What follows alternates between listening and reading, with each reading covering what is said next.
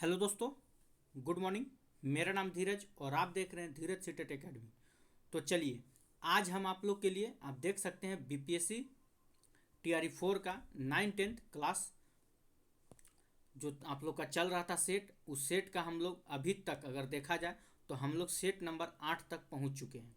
आप देख सकते हैं ये सेट नंबर आपका 8 है, यानी कि इससे पहले हम लोग अभी तक कितना, तो 1 से लेकर टोटल 7 तक का सेट हम लोग कंप्लीट कर चुके हैं। ठीक है, अगर अभी तक आप हमारा 1 से लेकर 7 तक का सेट नहीं देखे हैं तो जाइए हमारा प्लेलिस्ट में, यूट्यूब के प्लेलिस्ट में ऑलरेडी बीपीएससी टीआरई 4 करके, ठीक है, टीआरई 4 आपका लिखा होगा क्लास 9 to 10, वहाँ पे जाके आप हमारा टोटल 1 से लेकर 7 तक का 9 to 10 का सेट देख सकते हैं। बात रहा 6 to 8 का, तो 6 to 8 का भी हम 7 से या 6 से करवा चुके हैं, वो भी आप देख सकते हैं। और जैसे ही इसको हम ख़त्म करते हैं तो फिर हम लोग पीजीटी की ओर चलेंगे, इसमें कोई शक नहीं है। ठीक है, अब आज हम लोग 8 तक पहुंच गए। अब मानिए तो टोटल इसमें कितना सेट बचा हुआ आप देख सकते हैं। यहाँ से देखिए, टोटल इसमें हर सेट में 13-13 को सेट आपका दिया हुआ है, जितना भी है। तो 8 सेट आज हम लोग ख़त्म कर चुके हैं। फिर आपका मात्र 5 सेट बचेगा, उसको जितना जल्दी हो सके ख़त्म करके फिर हम लोग चलेंगे अगला सेट की ओर। ठीक है, तो चलिए, तो देरी ना करते हुए वीडियो की शुरुआत करते हैं। उससे पहले कि अगर आप हमारे चैनल पर नए हैं तो चैनल को सब्सक्राइब कर लीजिएगा और बेल आइकन दबाना नहीं भूलिएगा।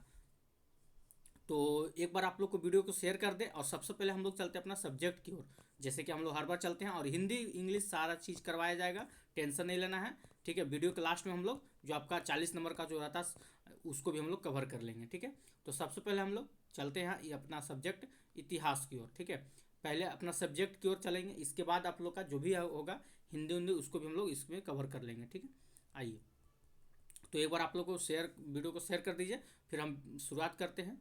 इसको थोड़ा सा पतला कर लेते हैं।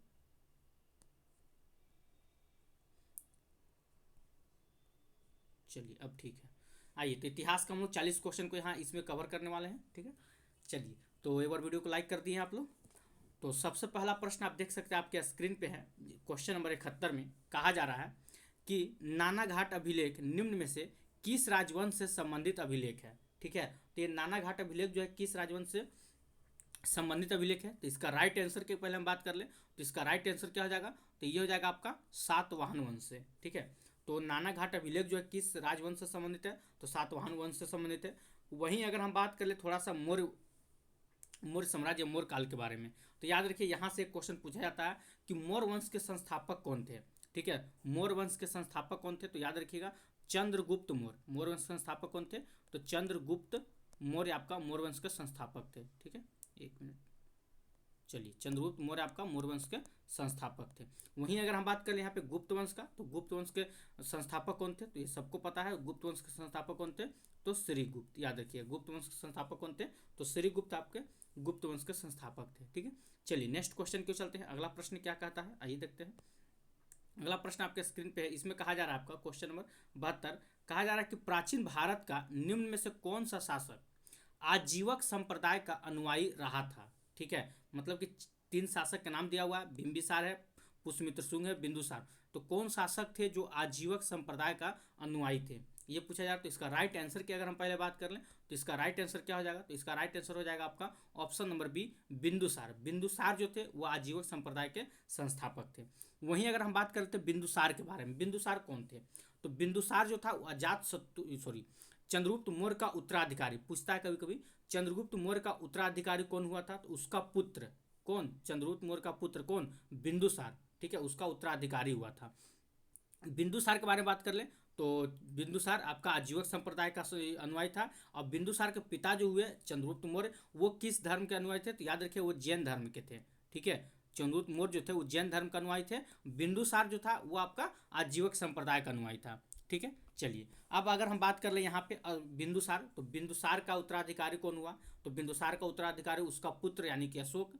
यानी कि एक लाइन में देखें तो अशोक का पिता का नाम क्या था, तो बिंदुसार था। बिंदुसार के पिता का नाम क्या था, तो चंद्रगुप्त मौर्य। यहाँ तक क्लियर हो चुका है। चलिए बात करते हैं अशोक के बारे में। आइए बात करते हैं हम अशोक के बारे में। तो देखिए, अशोक से 2-3 क्वेश्चन आपको मोस्ट इंपोर्टेंट जो याद रखना पड़ेगा। बात यहाँ पे अभी धर्म की ओर कर रहे हैं, तो इसमें पूछा जाता है आपका कि अशोक जो था, ठीक है, अशोक पहले किस धर्म का अनुयायी था। अशोक पहले किस धर्म का अनुयायी था, तो याद रखिए अशोक पहले जो थे वो ब्राह्मण धर्म का, ठीक है, अशोक पहले ब्राह्मण धर्म का अनुयायी था, ठीक है। लेकिन कलहन के राज तरंगिणी से पता चलता है कि अशोक किसके, तो कलहन के राज तरंगिणी से पता चलता है कि अशोक, ठीक है, शैव धर्म का उपासक था। किस धर्म का उपासक था, तो शैव धर्म का उपासक था। तो पूछ देगा किसके मतलब उसी से पता चलता है, तो कलहन के राज तरंगिणी से पता चलता है कि अशोक शैव धर्म का अनुयायी था, ठीक है। इसके बाद क्या याद रखना आपको, फिर एक लाइन में पूछा जाता है कि किसका प्रवचन सुनकर, ध्यान से सुनिएगा, किसका प्रवचन सुनकर अशोक ने, ठीक है, बौद्ध धर्म को अपना लिया था। किसका प्रवचन सुनकर अशोक ने बौद्ध धर्म को अपना लिया था, तो निग्रोध का प्रवचन सुनकर, ठीक है। किसका प्रवचन सुनकर, तो निग्रोध का प्रवचन सुनकर अशोक ने बौद्ध धर्म को अपना लिया था। तो यहाँ से अशोक से 3 पॉइंट इस बहुत इंपॉर्टेंट बनता है। पहला कि अशोक पहले किस धर्म का अनुयायी था, तो ब्राह्मण धर्म का अनुयायी था, ठीक है। दूसरा कि अशोक किस धर्म का उपासक था, तो शैव धर्म का उपासक था। किसका प्रवचन सुनकर अशोक ने बौद्ध धर्म को अपना लिया था, तो निग्रोध का प्रवचन सुनकर अशोक ने बौद्ध धर्म को अपना लिया था, ठीक है। ये तीनों पॉइंट आपको याद रखना होगा। चलिए नेक्स्ट क्वेश्चन क्यों चलते हैं, आइए क्वेश्चन नंबर 73 क्यों चलते हैं। क्या है 73वां प्रश्न, इसको थोड़ा सा साफ कर लेते हैं।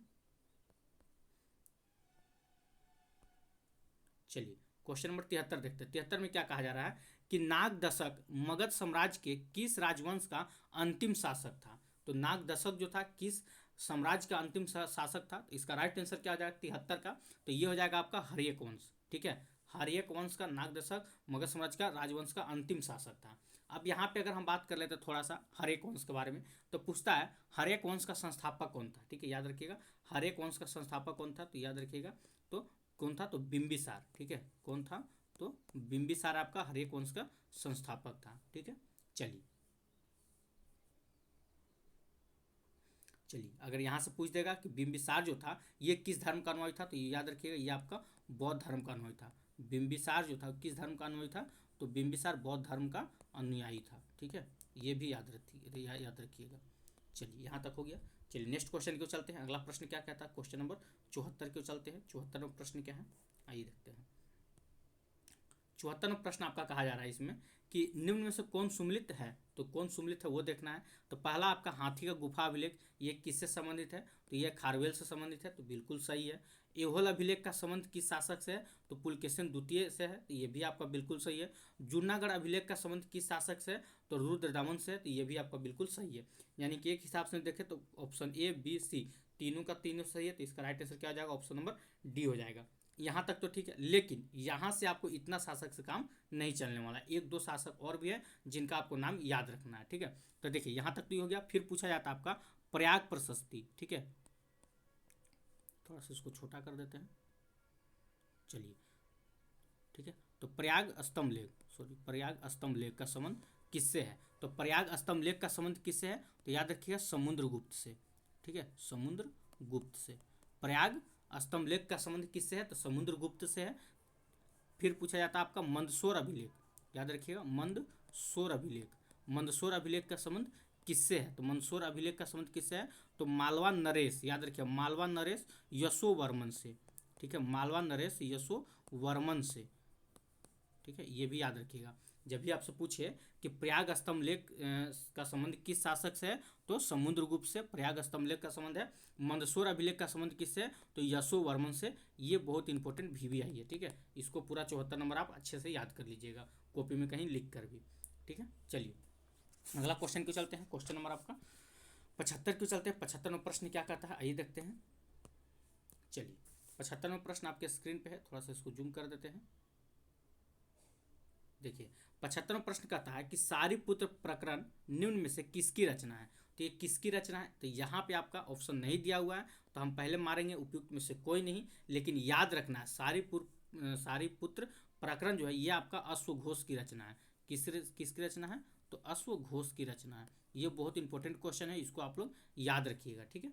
चलिए नेक्स्ट क्वेश्चन क्यों चलते हैं। अगला प्रश्न क्या कहता है, 76वां प्रश्न आपका सुशर्मन मगध पर शासन करने वाले निम्न में से किस वंश का अंतिम शासक था।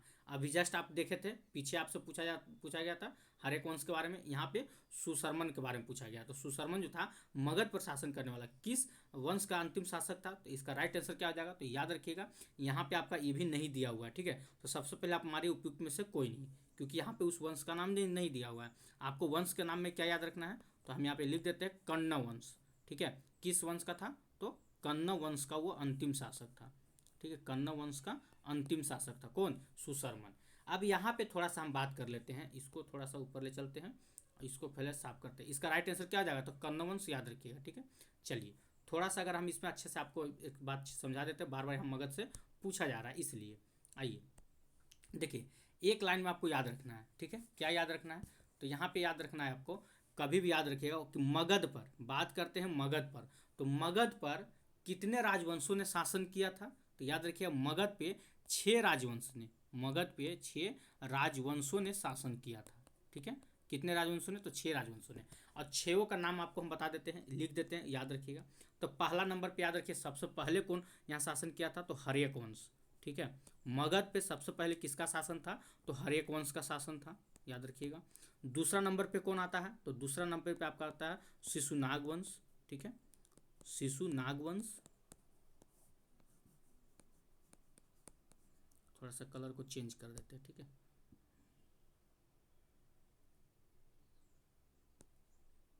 आइए तीसरा नंबर पे याद रखना आपको, तीसरा पे कौन था, तो नंदवंश, नंदवंश। चौथा पे कौन हो जाएगा, तो चौथा पे याद रखिएगा मौर्य वंश,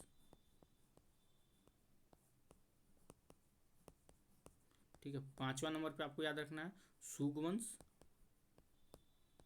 सुगवंश। और 6 नंबर पे आपको याद रखना है कण्व वंश, ठीक है, कण्व वंश। ये आपको इस फॉर्म में याद रखना है। देखिए इसमें क्या होगा, पहला प्रश्न क्या था हमारा कि मगध पर कितने राजवंशों ने शासन किया था, तो मगध पे 6 राजवंशों ने शासन किया था। सबसे पहली बात, मगध पर कितने राजवंशों ने शासन किया था, तो 6 राजवंशों ने शासन किया था। तो सबसे पहले कौन किया था, तो याद रखिएगा हर्यक वंश, एक नंबर पे कौन हो जाएगा, तो हर्यक वंश। मगध पे सबसे पहले किसने शासन किया था, तो हर्यक वंश ने किया था। उसके बाद कौन आया था हर्यक वंश के बाद, तो शिशुनाग वंश, ठीक है। हर्यक वंश के बाद कौन आया था, तो शिशुनाग वंश आया था, ठीक है। चलिए उसके बाद याद रखना आपको, आइए तीसरा नंबर पे कौन था, तो शिशुनाग वंश के बाद कौन सा वंश आया था, तो नंद वंश। चौथा पे याद सॉरी हाँ तीसरा पे याद रखिएगा नंद वंश, शिशुनाग वंश के बाद नंद वंश, ठीक है। चौथा पे याद रखिएगा आपको कौन हो जाएगा, तो मौर्य वंश। मगध पे शासन कर चौथे नंबर पे थे आपको मौर्य वंश। पांचवा पे कौन था, तो सुग वंश, पांचवा पे कौन शासक था, तो सुग वंश आपका पांचवा पे था। और छठा पे कौन था, छठा पे पूछेगा तो कण्व वंश, छठा पे कौन था, तो कण्व वंश जो था ये आपका छठा नंबर पे था, ठीक है। तो वही पूछा जा रहा था यहाँ पे आपका प्रश्न क्या था, अगर एक लाइन में देखें तो देखिए यहाँ पे पूछा जा रहा था आपका, इसको साफ कर देते हैं, याद रखिएगा आप लोग। चलिए इसको साफ कर देते हैं। देखिए यहाँ पे क्या पूछा गया था आपसे कि एक मिनट, आइए सुशर्मन मगध पर शासन करने वाले निम्न में से किस वंश का अंतिम शासक था, तो सुशर्मन किस वंश का था, तो कण्व वंश का था, याद रखिए सुशर्मन किस वंश का था, तो कण्व वंश का, ठीक है। तो यहाँ पे ऑप्शन नहीं दिया हुआ, तो उपयुक्त में से इनमें से कोई नहीं हो जाएगा। चलिए अगला क्वेश्चन की चलते हैं। अगला प्रश्न क्या कहता है आपका, क्वेश्चन नंबर 77 की ओर।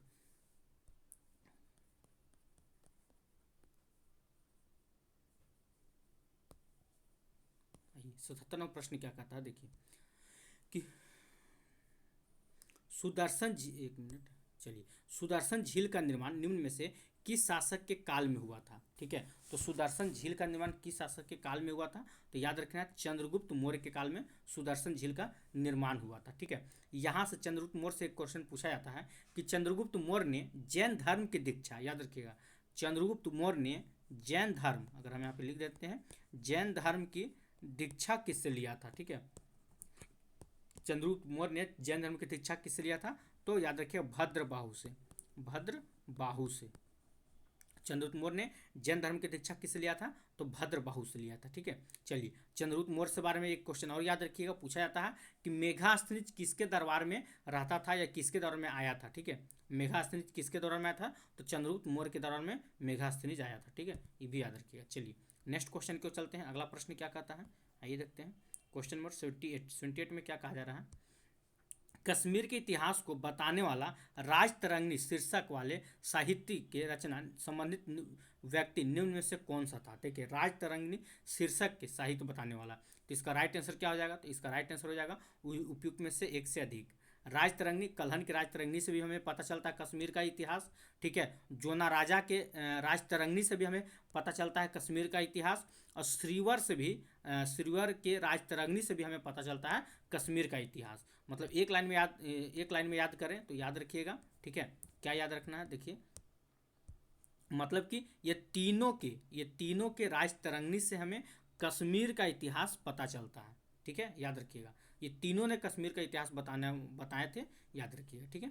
चलिए क्वेश्चन नंबर 29 की ओर आते हैं। 29 प्रश्न क्या कहता है, देखिए, बौद्ध धर्म में महाभिनिष्क्रमण किसे कहा गया है, ठीक है। ये क्वेश्चन मोस्ट इंपोर्टेंट, वीवीआई, इसको एकदम वीवीआई कर लीजिएगा, ठीक है, इसको एकदम वीवीआई कर लीजिएगा, ठीक है। तो बौद्ध धर्म में महाभिनिष्क्रमण किसे कहा गया है, तो याद रखिए इसका राइट आंसर क्या हो जाएगा, तो ऑप्शन नंबर आपका ए बिल्कुल राइट आंसर हो जाएगा। बुद्ध के गृह त्याग को महाभिनिष्क्रमण कहा गया है। बौद्ध धर्म में महाभिनिष्क्रमण किसे कहा गया, तो बुद्ध के गृह त्याग किए थे तो उसे महाभिनिष्क्रमण कहा गया था। और बुद्ध के प्रथम उपदेश को बौद्ध धर्म में क्या कहा गया था, ये भी याद रखिएगा, ठीक है। बुद्ध के प्रथम उपदेश को बौद्ध धर्म में क्या कहा गया था, तो यहाँ पे लिख देते हैं हम आपको, धर्म चक्र प्रवर्तन, ठीक है, कहा गया था, याद रखिएगा। बुद्ध के प्रथम उपदेश को बौद्ध धर्म में क्या कहा गया था, तो धर्मचक्र प्रवर्तन कहा गया था, ठीक है। यहाँ तक हो गया। चलिए यहीं पे अगर हम बात करें थोड़ा सा गौतम बुद्ध के बारे में, इनका मृत्यु कब हुआ था, जन्म कब हुआ था, कहाँ पे हुआ था, सारा चीज़ देखिए। जब भी अगर पूछिए आपसे गौतम बुद्ध का जन्म कब हुआ था, सबसे पहले अगर हम जन्म की बात कर लें तो गौतम बुद्ध का जन्म जो था 563 ईसा पूर्व में हुआ था। गौतम बुद्ध का जन्म कब हुआ था, 563 ईसा पूर्व में। इधर आपका गौतम बुद्ध का जन्म है, इधर आपका महावीर लिख देते हैं, क्योंकि दोनों को साथ साथ आपको याद रखना है, ठीक है। महावीर है, इधर गौतम बुद्ध है, इधर आपका बुद्ध जी हैं। चलिए समझिएगा बात को। तो बात कर लें गौतम बुद्ध का जन्म 563 ईसा पूर्व में हुआ था। वहीं पे महावीर का जन्म कब हुआ था, तो महावीर का जन्म आपका 540 ईसा पूर्व में हुआ था, ठीक है, दोनों हो गया।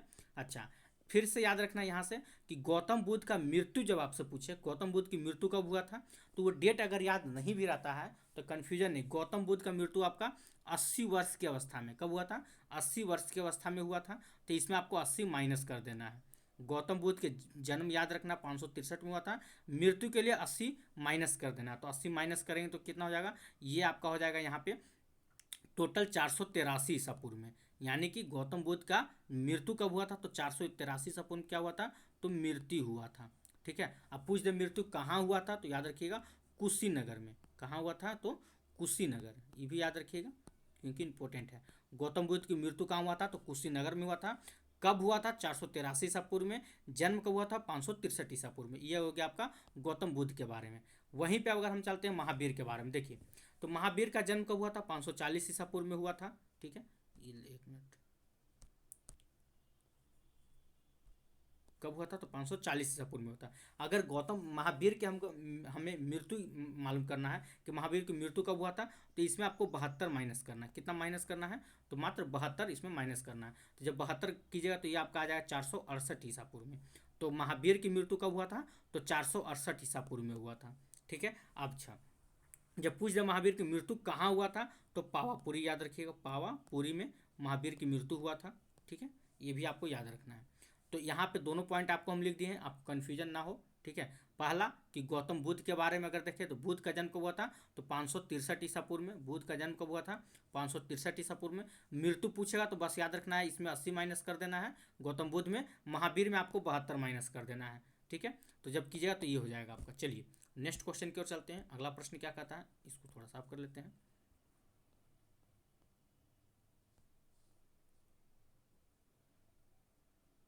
चलिए, तो अगर इसका हम बात कर ले तो इसका राइट आंसर क्या हो जाएगा, ऑप्शन नंबर आपका ये बिल्कुल राइट आंसर हो जाएगा, ठीक है।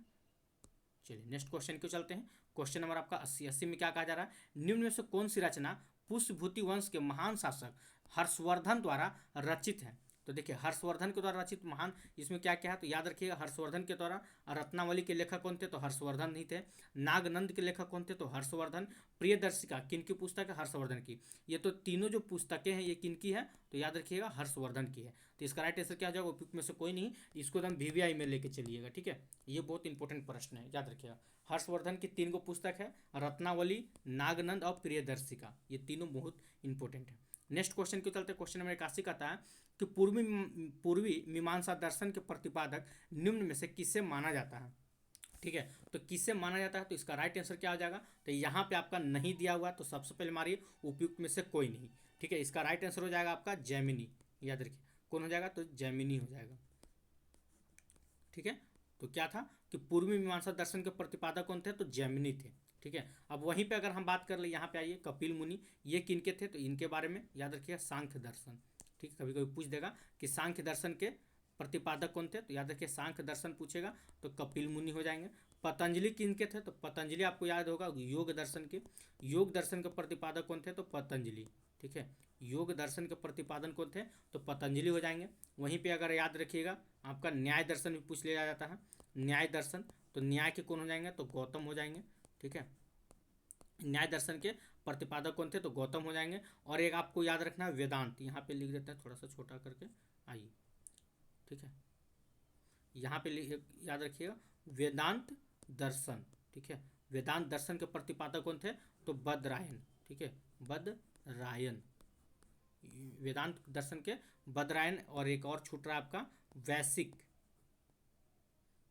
ठीक है। वैशिक दर्शन के प्रतिपादक कौन थे तो याद रखिएगा कन्नाद, वैशिक दर्शन के प्रतिपादक कौन थे तो कन्नाद थे। ये सारा चीज़ आपको याद रखना है, ठीक है। चलिए अगला क्वेश्चन क्यों चलते हैं, अगला प्रश्न क्या कहता है, इसको थोड़ा साफ कर लेते हैं।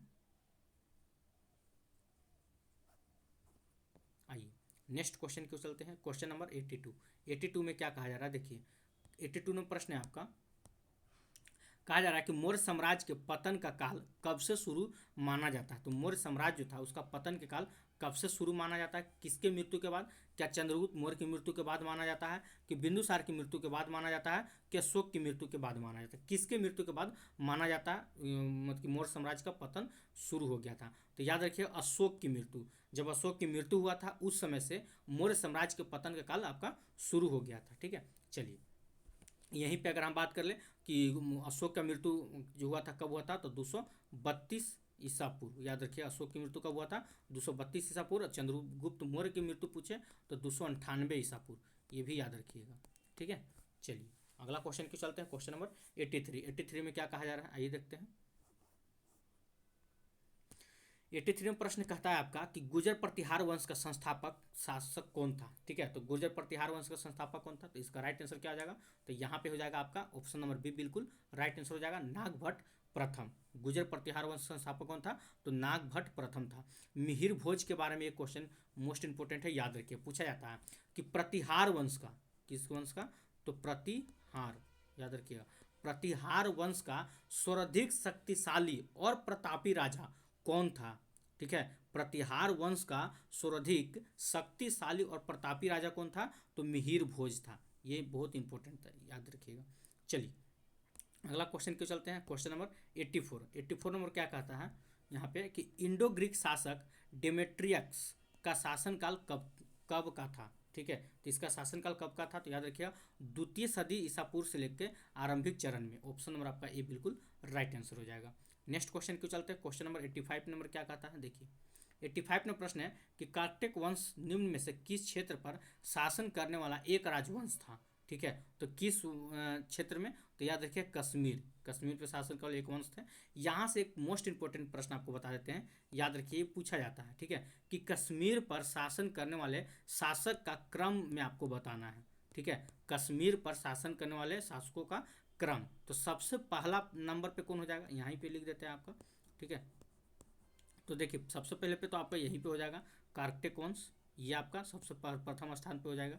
यहाँ पे 3 शासक जो थे वो शासन किए थे। इसके बाद दूसरा नंबर पर कौन आया था तो उत्पल वंश, ठीक है, उत्पल वंश आया था, ठीक है, याद रखिएगा। चलिए तीसरा पे कौन था, आइए तीसरा की बात कर ले तो तीसरा नंबर पे याद रखिएगा लोहार वंश, ठीक है, लोहार वंश। तो कश्मीर पे शासन करने वाले 3 राजवंश हुए थे। पहला पे कर्कटक वंश हुआ, दूसरा पे आपका उत्पल वंश हुआ और तीसरा पे आपका लोहार वंश हुआ। ये तीनों जो थे क्रम में याद रखिएगा, कभी कभी आपसे क्रम पूछ लिया जाता है, ये तीनों का क्रम आपको याद रखना है, ठीक है। चलिए नेक्स्ट क्वेश्चन को चलते हैं। अगला प्रश्न 85 नंबर क्वेश्चन, क्या 85 हो गया, 86 नंबर क्वेश्चन की ओर आइए देखते हैं। 86 नंबर प्रश्न क्या कहता है, देखिए 86 नंबर प्रश्न आपका कि निम्न में से कौन भक्ति संत रामानंद के शिष्य थे। तो रामानंद के शिष्य कौन थे, तो इसका राइट आंसर क्या हो जाएगा, तो देखिए रामानंद के शिष्य आपका कबीर भी थे, रैदास भी थे और धना भी थे। ये तीनों के तीनों थे, ठीक है, याद रखिएगा। अगला क्वेश्चन की चलते हैं। क्वेश्चन नंबर 87 क्या कहता है, औरंगजेब के बाद अर्थात मुगल के पतनावस्था में जहांदार शाह मुगल गद्दी पर निम्न में से किस मुगल शासक के बाद बैठा था। मतलब कि जहांदार शाह जो था ये कब बैठा था, किस मुगल शासक के बाद। यहाँ पे 3 ऑप्शन दिया हुआ, इसके बाद बैठा था ये कब, तो यहाँ पे आंसर आपका नहीं दिया हुआ, याद रखिएगा, ठीक है। उपयुक्त में से कोई नहीं हो जाएगा, लेकिन वो याद रखिएगा किसके बाद बैठा था पूछा जा रहा है ना। यहाँ पे देखिए किस मुगल शासक के बाद बैठा था, तो याद रखना है बहादुर शाह, ठीक है, बहादुर शाह, बहादुर शाह प्रथम, ठीक है, बहादुर शाह प्रथम के बाद बैठा था कौन, जहांदार शाह मुगल की गद्दी पर, ठीक है, ये याद रखिएगा। चलिए अगला क्वेश्चन क्यों चलते हैं। क्वेश्चन नंबर 88 नंबर प्रश्न क्या कहता है, आइए देखते हैं। 88 नंबर प्रश्न है आपका कि मुगल काल में सूबों प्रांतों की संख्या सबसे अधिक किस शासक के काल में हो गई थी, ठीक है। तो सबसे अधिक किस शासक के काल में हो गई थी ये पूछा जा रहा है। तो इसका राइट आंसर क्या आ जाएगा 88 का। तो देखिए ये हो गया था आपका औरंगजेब, याद रखिएगा, ठीक है। किसके शासनकाल में हो गया था, तो औरंगजेब के शासनकाल में, ठीक है। मुगलों की जो सूबों के प्रांतों की संख्या जो था कितना था, तो याद रखिए टोटल जो था 21 हो गया था। कितना हो गया था, तो 21 हो गया था। किसके शासनकाल में, औरंगजेब के शासनकाल में, ठीक है। वहीं अगर हम बात कर ले अकबर के, तो अकबर के काल में जो था, ठीक है, जब अकबर आया था उसके काल में साम्राज्यों की संख्या जो स्टार्टिंग में जो था वो कितना हुआ था अकबर में, तो याद रखिए 12 था। अकबर जब स्टार्टिंग में हुआ था तो मुगलों में सूबों या प्रांतों की संख्या कितनी थी, 12 था। लेकिन लास्ट होते होते अकबर के समय, ठीक है, मुगल का कितना हो गया था, बाद में कहा जाए तो 15 हो गया था, ठीक है। ये भी आपको याद रखना है। इसके बाद क्या था, आइए देखते हैं। क्वेश्चन नंबर आपका 89 की ओर चलते हैं। ये दोनों फैक्ट आपको याद रखना, ठीक है। चलिए क्वेश्चन नंबर 89 की ओर चलते हैं। 89 में प्रश्न क्या कहता है, आइए देखते हैं। 89 में प्रश्न आपका यहाँ पे कह रहा है कि आगरा के निकट फतेहपुर सीकरी शहर का निर्माण निम्न में से किस शासक ने कराया था। तो किस शासक ने कराया था ये सबको पता है, अकबर ने कराया था। कब कराया था, तो 1572 में कराया था, याद रखिएगा, ठीक है। चलिए नेक्स्ट क्वेश्चन क्यों चलते हैं। अगला प्रश्न है क्वेश्चन नंबर 90 कि मुगल प्रशासन में विदेश मामला देखने वाले विभाग को क्या कहा जाता है। तो क्या कहा जाता, तो 90 का राइट आंसर क्या आ जाएगा, तो दीवान रसालत कहा जाता है। ऑप्शन नंबर ए बिल्कुल राइट आंसर हो जाएगा। नेक्स्ट क्वेश्चन है क्वेश्चन नंबर आपका 91 कि बक्सर युद्ध के समय मुगल बादशाह कौन था। ये मोस्ट इंपोर्टेंट वीवीआई है, इसको कर लीजिएगा, ठीक है, कि बक्सर युद्ध के समय मुगल बादशाह कौन था। तो इसका राइट आंसर क्या आ जाएगा, तो ये हो जाएगा आपका option number B Shah Alam द्वितीय, ठीक है। चलिए अगला क्वेश्चन की चलते हैं। क्वेश्चन नंबर 92 क्या कहता है कि स्थापना वर्ष के आधार पर बिहार के निम्न में क्रांतिकारी संगठनों को पहले से बाद के क्रम में सजाना है आपको, कि पहले कौन हुआ था उसके बाद कौन हुआ था। तो आइए देखते हैं। पहला कहा जाता है कि पाटलिपुत्र युवक संघ, ये कब हुआ था, तो ये हुआ था आपका 1929 में, याद रखिएगा, ठीक है। दूसरा है पटना युवक संघ, ये कब हुआ था, तो ये आपका 1927 में हुआ था, ठीक है। तीसरा है पटना में अनुशीलन समिति की शाखा की स्थापना कब हुआ था, तो ये जो था ये आपका हुआ था 1913 में, ठीक है। तो अब इसको क्या कह रहा था, एक बार फिर से, पहले से बाद के क्रम, मतलब सबसे पहले क्या हुआ, उसके बाद क्या हुआ, उसके बाद क्या हुआ। तो सबसे पहले आपका 1 नंबर पे कौन हो जाएगा, ये हो जाएगा पटना में अनुशीलन समिति की स्थापना हुआ था 1913 में, यानी कि 3 किस में है, 3 आपका इसमें भी है और इसमें कहीं नहीं है। तो ऑप्शन नंबर आपका सी बिल्कुल राइट आंसर हो जाएगा, ठीक है। चलिए नेक्स्ट क्वेश्चन के चलते हैं। क्वेश्चन नंबर आपका 93 क्या कहता है कि भारतीय स्वतंत्रता आंदोलन के दौरान बिहार से संबंधित निम्नांकित तथ्यों में से सही तथ्य की पहचान करना है। चलिए देखते हैं। भारतीय स्वतंत्रता आंदोलन के दौरान, असहयोग आंदोलन के दौरान राजेंद्र प्रसाद ने अपनी वकालत छोड़ दी थी, तो बिल्कुल सही है, छोड़ दिए थे। असहयोग आंदोलन के दौरान जयप्रकाश नारायण ने पटना कॉलेज छोड़ दिया था, तो बिल्कुल सही है, वो भी छोड़ दिए थे। भारत छोड़ो आंदोलन के दौरान वल्लभ देव सहाय ने अधिवक्ता का पद से इस्तीफा दे दिया था, तो बिल्कुल सही है, इस्तीफा दे दिए थे। तो इसका राइट आंसर क्या हो जाएगा, उपयुक्त में से एक से अधिक। ठीक है, ऑप्शन नंबर डी बिल्कुल राइट आंसर हो जाएगा।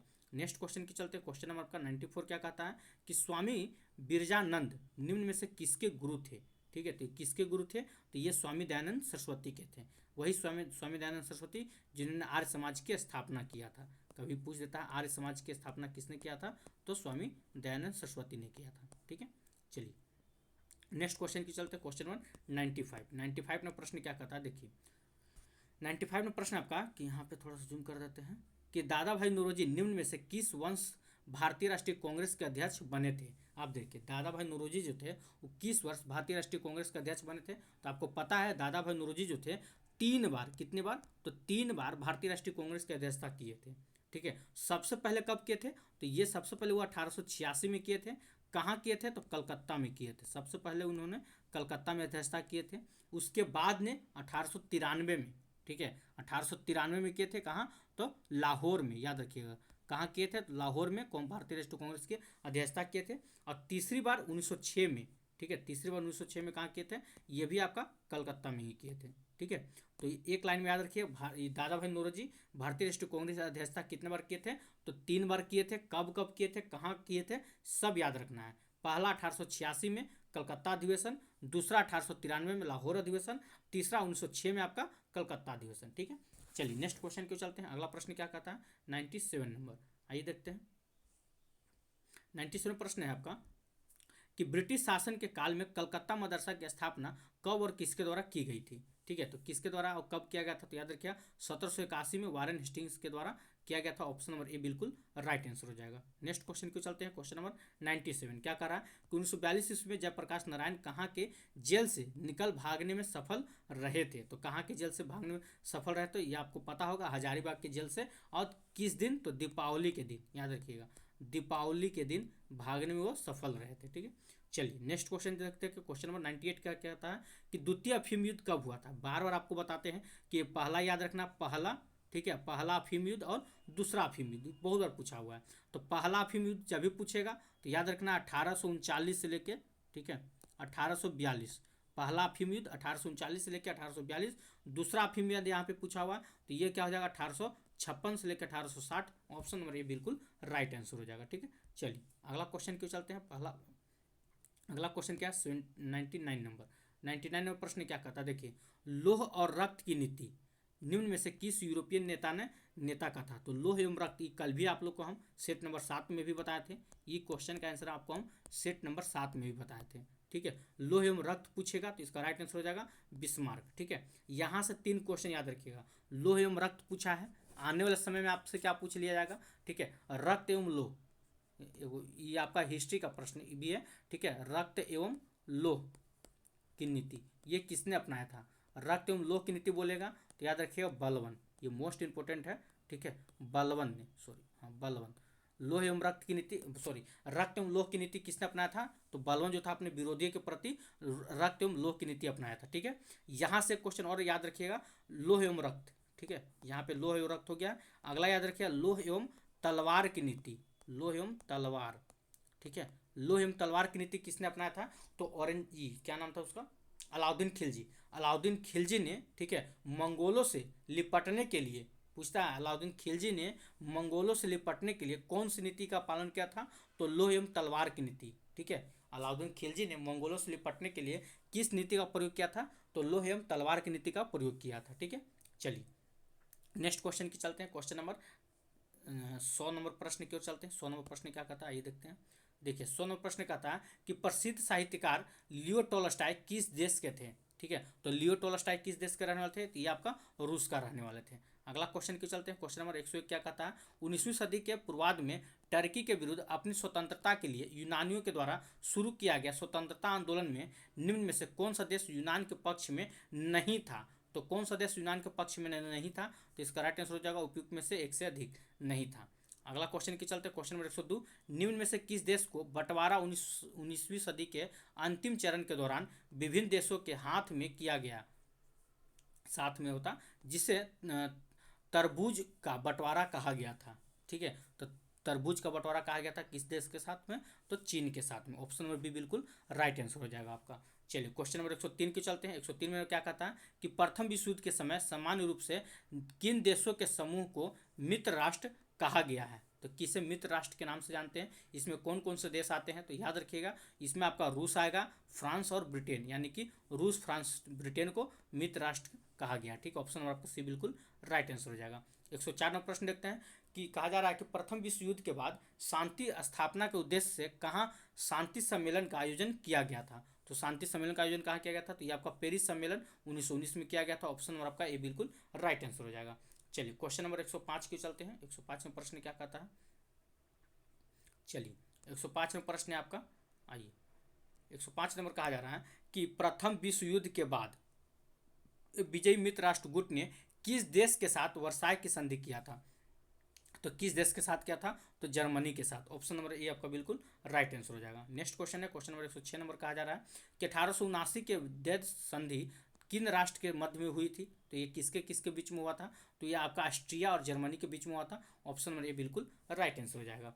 अगला क्वेश्चन है 107 नंबर कि हंगरी की भाषा क्या थी? तो हंगरी की भाषा क्या थी? तो इसका राइट आंसर हो जाएगा मैग्यार। ऑप्शन नंबर बी बिल्कुल राइट आंसर हो जाएगा। नेक्स्ट क्वेश्चन है 108 नंबर कि रूस की बोल्शेविक क्रांति का नेता रूस की बोल्शेविक क्रांति का नेतृत्व किया था, तो किसने किया था? तो 108 का राइट आंसर क्या हो जाएगा? तो ये हो जाएगा आपका लेनिन। ठीक है, रूस की बोल्शेविक क्रांति का नेतृत्व कौन किया था? तो लेनिन किया था। नेक्स्ट क्वेश्चन क्यों चलते हैं। क्वेश्चन नंबर 109 क्या कहा जा रहा है? हिंद चीन में कौन राष्ट्र शामिल नहीं था? तो हिंद चीन में कौन राष्ट्र शामिल नहीं था? तो चीन आपका शामिल नहीं था। भारत में 1917 में पहली देसी जूट मिल किस नगर में स्थापित की गई थी? तो इसका राइट आंसर क्या हो जाएगा? 110 का। तो ये आपका आंसर आप लोग को कमेंट बॉक्स में बताना है, लेकिन आप लोग आंसर बताते नहीं है। कुछ ही लोग ऐसे हैं, जो एक बिट्टू कुमार थे वो बता रहे थे, बाकी जो लोग हैं ना, आप लोग कम से कम आंसर बताइए। एक लास्ट क्वेश्चन भी आप लोग के लिए हम छोड़ते हैं, वो भी आप लोग नहीं बता पाते हैं। तो क्या ऐसा आप लोग का तैयारी है? भगवान ही जाने। ठीक है, तो कम से कम कोशिश कीजिए कि इस प्रश्न का क्वेश्चन नंबर 110 का आप लोग आंसर जरूर बताइएगा। ठीक है, चलिए अगर आप लोग को वीडियो अच्छा लग रहा होगा तो वीडियो को लाइक करते चलिएगा। ठीक है, आइए क्वेश्चन नंबर, अब हम लोग भूगोल के चलते हैं। भूगोल का हम लोग देखेंगे यहाँ पे कितना 40 क्वेश्चन को यहाँ पे हम लोग भूगोल का कवर करने वाले हैं। ठीक है, चलिए तो पहला प्रश्न आपके स्क्रीन पे ही है। क्वेश्चन नंबर 71 में क्या कहा जा रहा है, आइए देखते हैं।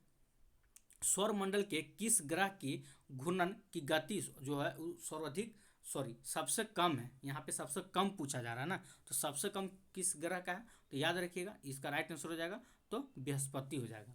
ठीक है, सबसे कम है, सबसे अधिक में पूछता तो कुछ और हो जाता। ठीक है, चलिए नेक्स्ट क्वेश्चन क्यों चलते हैं।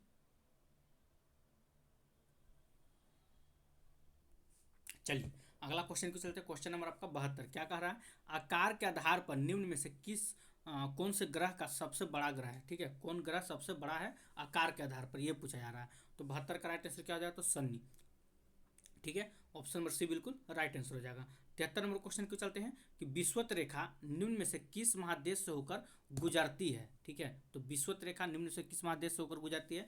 तो याद रखिए, दक्षिण अमेरिका से भी गुजरती है, अफ्रीका से भी गुजरती है और एशिया के से भी गुजरती है। तो इसका राइट आंसर क्या हो जाएगा? ऑप्शन नंबर आपका डी बिल्कुल राइट आंसर हो जाएगा। ठीक है, चलिए अच्छा, यहाँ पे अगर हम थोड़ा सा और बात कर लेते हैं, यहाँ पे आपका विषुवत रेखा पूछा है। ठीक है, आने वाले समय में आपको पूछ देगा कर्क रेखा के बारे में कि कर्क रेखा जो है किस किस देश से होकर गुजरती है। तो कर्क रेखा किस किस देश से होकर गुजरती है? तो याद रखिएगा अमेरिका, पहला पे याद रखिएगा, अमेरिका से कर्क रेखा होकर गुजरती है, अफ्रीका से भी गुजरती है। ठीक है, अफ्रीका हो जाएगा, अमेरिका, अफ्रीका, और एक याद रखिएगा एशिया। ठीक है, एशिया। ठीक है, कर्क रेखा किन देशों से होकर गुजरती है, किस महादेशों से? तो अमेरिका, अफ्रीका और एशिया से। ठीक है, कर्क रेखा हो गया, विषुवत रेखा हो गया, एक बचा आपका मकर रेखा। अगर कोई पूछ दे कि मकर रेखा किन देशों से होकर गुजरती है, किस महादेश से, तो याद रखिए पहला हो जाएगा आपका दक्षिण अमेरिका। ठीक है, पहला पे याद रखिएगा दक्षिण अमेरिका हो जाएगा। दूसरा नंबर पे आपका हो जाएगा अफ्रीका, दूसरा पे आपका अफ्रीका, और तीसरा पे आपको याद रखना है ऑस्ट्रेलिया। ठीक है, ऑस्ट्रेलिया, क्योंकि आपको पता है मकर रेखा जो है अगर पृथ्वी बनता है, ठीक है, ये हो जाएगा विषुवत रेखा, ऊपर में आपका कर्क रेखा, नीचे में आपका मकर रेखा, तो ऑस्ट्रेलिया जो है इधर में आता है इसीलिए। चलिए अगला क्वेश्चन क्यों चलते हैं। अगला प्रश्न क्या कहता है, आइए देखते हैं, इसको साफ कर लेते हैं। चलिए अगला प्रश्न आपका क्वेश्चन नंबर 74 क्या आता है कि कोरियोलिस बल कहाँ शून्य होता है। तो ये कहाँ पे शून्य होता है, तो याद रखिए विषुवत रेखा पे ये शून्य होता है। किसका तट लाल सागर एवं फारस की खाड़ी दोनों से मिलता है, तो किसका तट मिलता है, तो इसका राइट आंसर क्या हो जाएगा 75 का, ये हो जाएगा आपका सऊदी अरब। ऑप्शन नंबर आपका सी बिल्कुल राइट आंसर हो जाएगा। ठीक है, चलिए क्वेश्चन नंबर 76 को चलते हैं। 76 में प्रश्न क्या कहता है, आइए देख लेते हैं। चलिए 76 प्रश्न आपके स्क्रीन पे है। देखिए इसमें क्या कहा जा रहा है 76 नंबर कि निम्न में से किस देश की राजधानी उलान बटोर है। ठीक है, तो किस देश की राजधानी जो है उलान बटोर है, यहाँ पे आपका नहीं दिया हुआ, तो पहले नंबर मारिए उपयुक्त में से कोई नहीं। अब ऐसे याद रखिए मंगोल बोल रहे हैं, मंगोलिया रखिए। ठीक है, मंगोलिया की राजधानी कहाँ थी, तो उलान बटोर। मंगोलिया की राजधानी कहाँ है, तो उलान बटोर, याद रखिएगा। ठीक है, चलिए नेक्स्ट क्वेश्चन को चलते हैं। अगला प्रश्न क्या है, क्वेश्चन नंबर 77 प्रश्न कहता है कि पृथ्वी के क्रस्ट भूपटपट्टी तथा मेंटल के बीच असमानता को निम्न में से क्या कहा जाता है। तो क्या कहा जाता है, तो इसे हम मोह असमानता कहते हैं। ऑप्शन नंबर ए बिल्कुल राइट आंसर हो जाएगा। मंगला डैम निम्न में से किस नदी पर बना हुआ है, तो मंगला डैम, इसका राइट आंसर क्या हो जाएगा, क्वेश्चन नंबर 78 का हो जाएगा आपका, झेलम नदी पे बना हुआ है। नेक्स्ट क्वेश्चन को चलते हैं। क्वेश्चन नंबर 79 क्या कहता है, सिक्किम राज्य की सीमा भारत के अन्य कितने राज्यों से लगती है, तो सिक्किम राज्य की सीमा भारत के मात्र एक राज्य से लगती है। ऑप्शन नंबर ए ही आपका बिल्कुल राइट आंसर हो जाएगा। गॉडविन ऑस्टिन केटू निम्न में से किस पर्वत खंड की चोटी है, ये क्वेश्चन आपका पूछा हुआ है। ठीक है, तो 80 का राइट आंसर क्या हो जाएगा, तो ट्रांस हिमालयन का ऑप्शन नंबर आपका ए बिल्कुल राइट आंसर हो जाएगा। अगला क्वेश्चन क्यों चलते हैं। क्वेश्चन नंबर 81 नंबर क्या कहा जा रहा है कि अफ्रीका देश नाम्बिया की राजधानी शहर निम्न से कौन सा है, तो अफ्रीका देश नाम्बिया की राजधानी कौन सा है, तो इसका राइट आंसर क्या हो जाएगा। तो यहाँ पे देखिए आप लोग का नहीं दिया हुआ, इसको मारिए सबसे पहले, उपयुक्त में से कोई नहीं, लेकिन याद रखिएगा आंसर में आप लोग को। ठीक है, विंड हॉक कहाँ पे, तो विंड हॉक।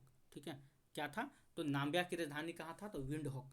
ठीक है, चलिए नेक्स्ट क्वेश्चन क्यों चलते हैं। कहा जा रहा है कौन सा बांध नील नदी पर अवस्थित है, तो नील नदी पर अवस्थित कौन सा बांध है, ये भी नहीं आपका दिया हुआ है, तो हमारे उपयुक्त में से कोई नहीं। ठीक है, कौन सा बांध नील नदी पे है, तो याद रखिएगा आसवान बांध।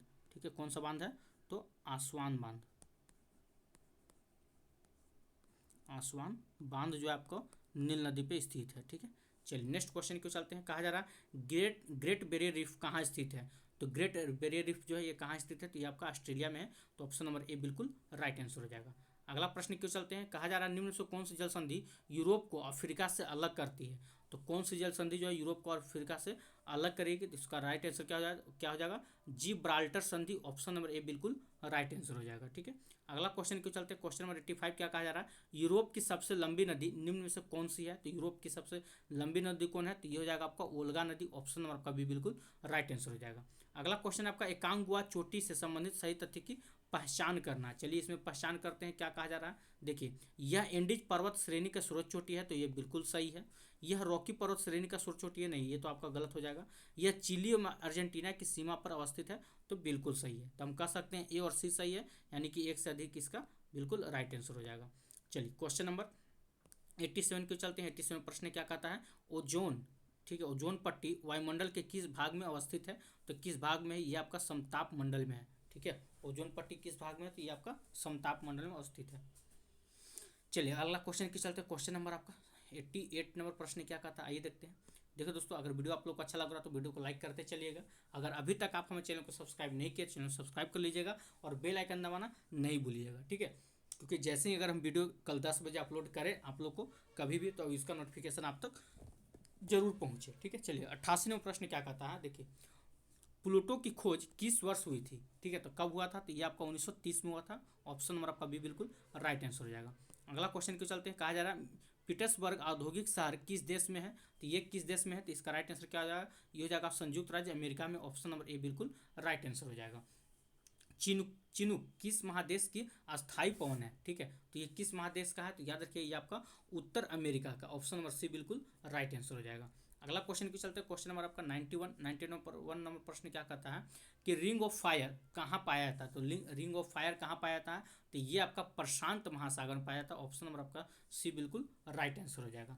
ताप्ती नदी की उत्पत्ति निम्न में से कहाँ से होती है, तो ताप्ती नदी की उत्पत्ति जो है ये आपका सतपुड़ा की पहाड़ी से होती है। ऑप्शन नंबर ए आपका बिल्कुल राइट आंसर हो जाएगा। कहा जा रहा है कि कौन नाभिकीय ऊर्जा केंद्र उत्तर प्रदेश में स्थित है। तो कौन नाभिकीय ऊर्जा केंद्र जो है ये आपका उत्तर प्रदेश में स्थित है। तो यहाँ पे आंसर नहीं दिया हुआ, तो यहाँ पे हम आंसर की बात कर लें तो सबसे पहले हमारे उपयुक्त में से कोई नहीं। इसका आंसर याद रखिएगा नरोरा, ठीक है। नरोरा स्थान कहाँ पे स्थित है, तो उत्तर प्रदेश का, ठीक है, स्थित है। तो नरोरा स्थान में स्थित है, ठीक है। अगर शहर पूछ लेगा तो बुलंद शहर में स्थित है, ठीक है। चलिए अगला क्वेश्चन है क्वेश्चन नंबर 94। कहा जा रहा है हरिश्चंद्र पहाड़ी निम्न में से कहाँ स्थित है। तो ये पहाड़ी कहाँ पे है, तो दक्कन ट्रेप में, ऑप्शन नंबर सी बिल्कुल राइट आंसर हो जाएगा। नीलगिरी पहाड़ी क्षेत्र में निम्न में से कौन सी जनजाति पाई जाती है। तो नीलगिरी में कौन सी जनजाति पाई जाती है, सबको पता है, टोंडा जनजाति आपका नीलगिरी में पाया जाता है। ऑप्शन नंबर ए बिल्कुल राइट आंसर हो जाएगा। चलिए 96 नंबर प्रश्न क्यों चलते हैं। 96 में कहा जा रहा है सरदार वल्लभ भाई पटेल अंतर्राष्ट्रीय हवाई अड्डा कहाँ स्थित है। तो ये आपका कहाँ पे है, तो ये आपका अहमदाबाद में। ऑप्शन नंबर ए बिल्कुल राइट आंसर हो जाएगा। नेक्स्ट क्वेश्चन है आपका क्वेश्चन नंबर 97। कहा जा रहा है कि छत्तीसगढ़ राज्य की सीमा निम्न में से किस राज्य समूह से लगती है। तो किस राज्य समूह से लगती है, आइए देखते हैं। तो यहाँ पे हम मार देंगे, सबसे पहले क्या हो जाएगा, उपयुक्त में से एक से अधिक हो जाएगा। क्या क्या, तो यहाँ पे अगर याद रखें तो यहाँ पे देखिए आपको लिख देते हैं। सबसे पहले याद रखिएगा मध्य प्रदेश, ठीक है। फिर आपका हो जाएगा यूपी, फिर हो जाएगा एमपी, यूपी, फिर याद रखिएगा एपी। तीनों एक साथ याद रखिएगा, मध्य प्रदेश, उत्तर प्रदेश, आंध्र प्रदेश, प्रदेश तीनों एक में हो जाएगा, ठीक है। इसके बाद आपको याद रखना है झारखंड, ठीक है। फिर याद रखना आपको उड़ीसा, ओडी का मतलब हो गया उड़ीसा, झारखंड, उड़ीसा, ठीक है। फिर हो जाएगा आपका तेलंगाना, ठीक है, इधर हो जाएगा तेलंगाना।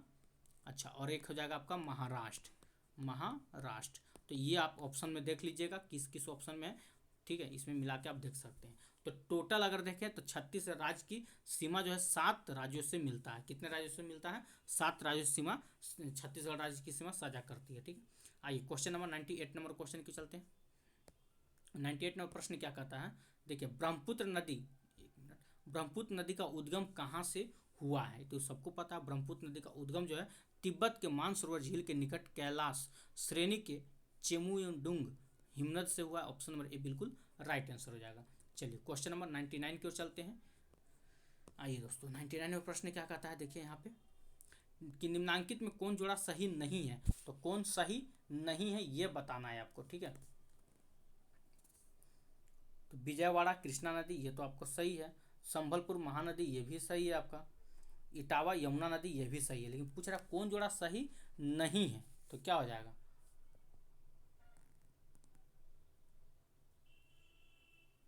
तो इसका हो जाएगा उपयुक्त में से कोई नहीं, ठीक है, तो सही ही है। चलिए अगला क्वेश्चन क्यों चलते हैं। अगला प्रश्न क्या है, चलिए क्वेश्चन नंबर 100 नंबर प्रश्न में, ठीक है। 100 नंबर प्रश्न क्या कहता है, देखिए भारत में लद्दाख यल्लाह उत्पादन सबसे प्रथम स्थान कौन सा है। लोह में है, सॉरी, भारत में लोह उत्पादन में, ठीक है। भारत में लोह उत्पादन में सबसे प्रथम स्थान किसका है। तो इसका राइट आंसर क्या हो जाएगा, तो ये हो जाएगा आपका झारखंड में। ऑप्शन नंबर आपका सी बिल्कुल राइट आंसर हो जाएगा। निम्न में से कौन सबसे दक्षिण में स्थित है। तो सबसे दक्षिण में कौन है, तो इसका राइट आंसर क्या हो जाएगा, तो ये हो जाएगा आपका लिटिल निकोबार। ऑप्शन नंबर आपका सी बिल्कुल राइट आंसर हो जाएगा। अगला क्वेश्चन क्यों चलते हैं। क्वेश्चन नंबर 102 नंबर कहा जा रहा है देश का प्रथम राज्य कौन है जिसने 15 वर्षीय आपदा जोखिम न्यूनीकरण रोड मैप जारी किया, ठीक है। तो कौन किया था, तो 102 का राइट आंसर हो जाएगा, ये हो जाएगा आपका बिहार। 103 नंबर क्वेश्चन क्यों चलते हैं। राज्य आपदा प्रबंधन प्राधिकरण का पदेन मुख्य कार्यकारी अधिकारी कौन होता है, ठीक है। तो कौन होता है, 103 का राइट आंसर क्या हो जाएगा, ये हो जाएगा आपका मुख्य सचिव। ऑप्शन नंबर आपका भी बिल्कुल राइट आंसर हो जाएगा। अगला क्वेश्चन क्यों चलते हैं। क्वेश्चन नंबर 104 कि बिहार राज्य में सर्वाधिक महिला साक्षरता दर वाले जिले कौन से हैं। तो 104 का राइट आंसर क्या हो जाएगा, तो ये हो जाएगा आपका मुंगेर। ऑप्शन नंबर आपका ये बिल्कुल राइट आंसर हो जाएगा। बिहार राज्य में ग्रामीण क्षेत्रों में शिशु लिंगानुपात कितनी है। तो 105 का राइट आंसर क्या आ जाएगा, तो ये हो जाएगा आपका 938, ठीक है। ऑप्शन नंबर बी बिल्कुल राइट आंसर हो जाएगा। 106 नंबर क्वेश्चन की चलते हैं पृथ्वी के पृष्ठ के नीचे गलित सेल को कहते हैं। तो पृथ्वी के पृष्ठ के नीचे मतलब जो गलित सेलों को क्या कहते हैं। तो 106 का राइट आंसर क्या आ जाएगा, यहाँ पे नहीं दिया हुआ, याद रखिए मैग्मा, ठीक है, क्या हो जाएगा, तो मैग्मा कहते हैं, ठीक है। उपयुक्त में से कोई नहीं हो जाएगा। अगला क्वेश्चन क्यों चलते हैं। अगला प्रश्न क्या है, ऑप्शन क्वेश्चन नंबर 107 कि चिपको आंदोलन मूल रूप से किसके विरुद्ध था। तो चिपको आंदोलन किसके विरुद्ध था, तो ये सबको पता है, वन कटाई, ठीक है। ऑप्शन नंबर सी बिल्कुल राइट आंसर हो जाएगा। अगला है 108 नंबर ऊटी क्या है, ठीक है। तो ऊटी क्या है, तो याद रखिएगा दक्षिण भारत का एक पर्वतीय नगर है। ऑप्शन नंबर आपका भी बिल्कुल राइट आंसर हो जाएगा, ठीक है। क्वेश्चन नंबर 109 की चलते हैं। भारत में औसतन वार्षिक वर्षा कितनी होती है? तो भारत में औसतन वार्षिक वर्षा की बात किया जा रहा है, तो याद रखिए 118 सेंटीमीटर। ठीक है, ऑप्शन नंबर सी बिल्कुल राइट आंसर हो जाएगा। चलिए, तो ये ज्योग्राफी का लास्ट प्रश्न है, इसका भी आंसर आप लोग को कमेंट बॉक्स में बताना है। ठीक है, चलिए इसको बता देती, थोड़ा सा आप लोग का अजीब प्रश्न है। देखिए क्या कहा जा रहा है, जब अति शीतल वायु की सहित के ऊपर अति तप्त एवं आर्द्र वायु उठती है तो निम्नलिखित में से कौन सी घटनाएं घटित हो सकती है? ठीक है, तो कौन सी घटनाएं घटित हो सकती है? तो इसका राइट आंसर क्या आ जाएगा? देखिए, सबसे पहले तूफानी और चक्रवात तूफानी आएगा, ऑप्शन नंबर 3, और गहन वर्षा और ओला गिरेगा, यानी कि 3 और 4 बिल्कुल राइट आंसर हो जाएगा। ठीक है, चलिए, तो इस प्रकार से हम लोग ज्योग्राफी का 40 क्वेश्चन को कवर कर चुके हैं। इसके बाद हम लोग पॉलिटी की ओर चलेंगे। पॉलिटी का हम लोग 40 क्वेश्चन को कवर करने वाले हैं। उससे पहले कि अगर आप हमारे चैनल पर नए हैं तो चैनल को सब्सक्राइब कर लीजिए एक बार, और अभी तक जो वीडियो देख रहे हैं और अभी तक वीडियो को लाइक नहीं किए हैं तो जाते जाते आप लोग एक बार वीडियो को लाइक करके जाइएगा। जिनका भी सब्जेक्ट हिस्ट्री ज्योग्राफी है उनका तो खत्म हो चुका है, फिर आप थोड़ा देर बाद आइएगा तो आपका हम जो बचा हुआ है उधर का 40 नंबर आपका उसको भी कवर करवा देंगे। ठीक है, चलिए, तो यहाँ से राज्य व्यवस्था का हम लोग 40 क्वेश्चन को कवर करने वाले हैं। ठीक है, आइए देखिए, पहला प्रश्न आपके स्क्रीन पे है। कहा जा रहा है कि दिसंबर 1953 में केंद्र सरकार द्वारा गठित राज्य पुनर्गठन आयोग में कुल कितने लोग रखे गए थे? ठीक है, तो कुल कितने लोग को रखा गया था? तो 111 का राइट आंसर हो जाएगा। टोटल 3 लोग को रखा गया था 1953 में गठित पूर्ण राज्य में। पहला राज्य आपका आंध्र प्रदेश था, ये भी याद रखिएगा। ठीक है, चलिए अगला क्वेश्चन है कि 7वां संविधान संशोधन अधिनियम किस वर्ष का है? ठीक है, तो 7वां संविधान संशोधन अधिनियम आपका 1956 का है। कब हुआ था? तो 1956। ऑप्शन नंबर दिख रहा है कहीं तो नहीं, तो हमारी उपयुक्त में से कोई नहीं। चलिए क्वेश्चन नंबर 113 क्यों चलते हैं। क्या कहा जा रहा है, महाराजा बोध व चंद्र सिंह ने निम्न में से किस रियासत के शासक थे जिसने भारत सरकार के साथ भारतीय संघ में अपनी रियासत के विलय के लिए एक सहमति पत्र हस्ताक्षर किया था? ठीक है, तो 113 का राइट आंसर क्या आ जाएगा? तो ये कहाँ के थे? तो ये मणिपुर के थे, याद रखिएगा। कहाँ के थे? तो ये आपका मणिपुर के आपका रियासत थे। ऑप्शन नंबर आपका दिया नहीं दिया तो उपयुक्त में से इनमें से कोई नहीं हो जाएगा। चलिए क्वेश्चन नंबर 114 क्यों चलते हैं। 114 में प्रश्न क्या कहता है, आइए देख लेते हैं। देखिए, कहा जा रहा है कि जुलाई 1946 में भारतीय राष्ट्रीय कांग्रेस के निम्न में से किसकी अध्यक्षता में भावी संविधान पर विचार करने के लिए एक विशेषज्ञ समिति का गठन किया गया था? तो ठीक है, किसके अध्यक्षता में किया गया था? तो पंडित जवाहरलाल नेहरू की अध्यक्षता में किया गया था। कौन संविधान सभा के प्रारूप समिति में शामिल नहीं थे? तो कौन नहीं थे? तो 115 का राइट आंसर कौन हो जाएगा? तो मुखर्जी नहीं थे। ठीक है, चलिए नेक्स्ट क्वेश्चन को चलते हैं। क्वेश्चन नंबर 116 क्या कहा जा रहा है, वर्ष 1946 ईस्वी के अंतरिम सरकार में श्रम मंत्री निम्न में से किसे बनाया गया था? तो किसे बनाया गया था? तो यहाँ पे ऑप्शन नंबर आपका नहीं दिया है, तो हमारी उपयुक्त में से कोई नहीं, लेकिन आंसर में आप लोग को याद रखना किसे बनाया गया था। तो जगजीवन राम को बनाया गया था। ठीक है, जगजीवन राम को, ठीक है, श्रम मंत्री बनाया गया था। श्रम मंत्री किसे बनाया गया था? तो जगजीवन राम को बनाया गया था। ठीक है, चलिए नेक्स्ट क्वेश्चन आपका क्वेश्चन नंबर 117 कहता है कि भारतीय संसद के कितने अंग हैं? तो भारतीय संसद के 3 अंग होते हैं। ऑप्शन नंबर आपका बी बिल्कुल राइट आंसर हो जाएगा। ठीक है, चलिए अगला क्वेश्चन है कि वर्तमान में भारत के कितने राज्यों में विधान परिषद की उपस्थिति है? तो कितने राज्यों में है? तो ये आपका हो जाएगा 6 राज्यों में। ठीक है, ऑप्शन नंबर आपका भी बिल्कुल राइट आंसर हो जाएगा। अगला क्वेश्चन क्यों चलते हैं। अगला प्रश्न क्या कहता है, क्वेश्चन नंबर 118 हो गया। 119 क्यों चलते हैं। 119 में प्रश्न क्या है, आइए देखते हैं। देखिए 119 में प्रश्न कहता है आपका कि आरंभ में भारतीय संविधान सभा में ब्रिटिश अधीन भारतीय क्षेत्र के लिए कितने सीट आवंटित किए गए थे? तो कितने सीट पे था? तो ये हो जाएगा आपका 296 सीट। ऑप्शन नंबर बी बिल्कुल राइट आंसर हो जाएगा। कैबिनेट मिशन में कुल कितने सदस्य थे? तो कैबिनेट मिशन में अगर हम बात कर ले कुल कितने सदस्य थे, तो 3 सदस्य थे। कैबिनेट मिशन भारत कब आया था? तो 1946 में आया था, याद रखिएगा। अगला क्वेश्चन क्यों चलते हैं। क्वेश्चन नंबर 121 कहता है रेगुलेटिंग एक्ट 1773 के 200 को दूर करने के उद्देश्य से किस वर्ष एक संशोधन अधिनियम लाया गया था? तो किस वर्ष लाया गया था? तो ये आपका 1781 में लाया गया था। ठीक है, ऑप्शन नंबर आपका बी बिल्कुल राइट आंसर हो जाएगा। अगला क्वेश्चन की चलते हैं। क्वेश्चन नंबर आपका 122 नंबर प्रश्न क्या कहता है। देखिए 22 नंबर है कि निम्न में से किस अधिनियम के द्वारा ब्रिटिश ईस्ट इंडिया कंपनी के लिए बोर्ड ऑफ कंट्रोल का सृजन किया गया था, ठीक है। तो किस एक्ट के द्वारा किया गया था, तो 122 का राइट आंसर क्या आ जाएगा, तो पिट्स इंडिया एक्ट 1784 के द्वारा। ऑप्शन नंबर सी बिल्कुल राइट आंसर हो जाएगा। अगला है कि किस अधिनियम के द्वारा पहली बार ब्रिटिश ईस्ट इंडिया कंपनी के व्यापार एकाधिपत्य को समाप्त किया गया था, तो 123 का राइट आंसर क्या हो जाएगा, तो ये हो जाएगा आपका चार्टर एक्ट 1813 के तहत। ऑप्शन नंबर ए बिल्कुल राइट आंसर हो जाएगा। चलिए क्वेश्चन नंबर 124 को चलते हैं। निम्न में से कौन सा उपबंध भारत शासन अधिनियम 1919 का है, ठीक है। तो कौन कौन सा उपबंध भारत शासन अधिनियम 1919 का है, तो इसका राइट आंसर क्या हो जाएगा, आइए देख लेते हैं। देखिए, प्रांतों में देश शासन की शुरुआत हुआ था 1919 में, बिल्कुल सही है। केंद्रीय एवं प्रांतीय विषय में पृथकीकरण हुआ था, तो बिल्कुल सही है। प्रांतीय विषयों को आरक्षित एवं हस्तांतरित श्रेणियों में बांटा गया है, तो बिल्कुल सही है। यानी कि ऑप्शन नंबर आपका ए बी सी तीनों का तीनों बिल्कुल राइट आंसर हो जाएगा। अगला क्वेश्चन की चलते हैं। क्वेश्चन नंबर 125 नंबर, सामान्य वर्ग अर्थात अनारक्षित वर्ग में आर्थिक रूप से कमजोर लोगों के लिए 10% आरक्षण की व्यवस्था का उपबंध है, तो निम्न में से किस संविधान संशोधन अधिनियम से प्रावधान किया गया है, तो किसके अनुसार किया गया था, 125 का राइट आंसर क्या आ जाएगा, तो 103वां संविधान संशोधन अधिनियम 2019 के तहत। ऑप्शन नंबर सी बिल्कुल राइट आंसर हो जाएगा।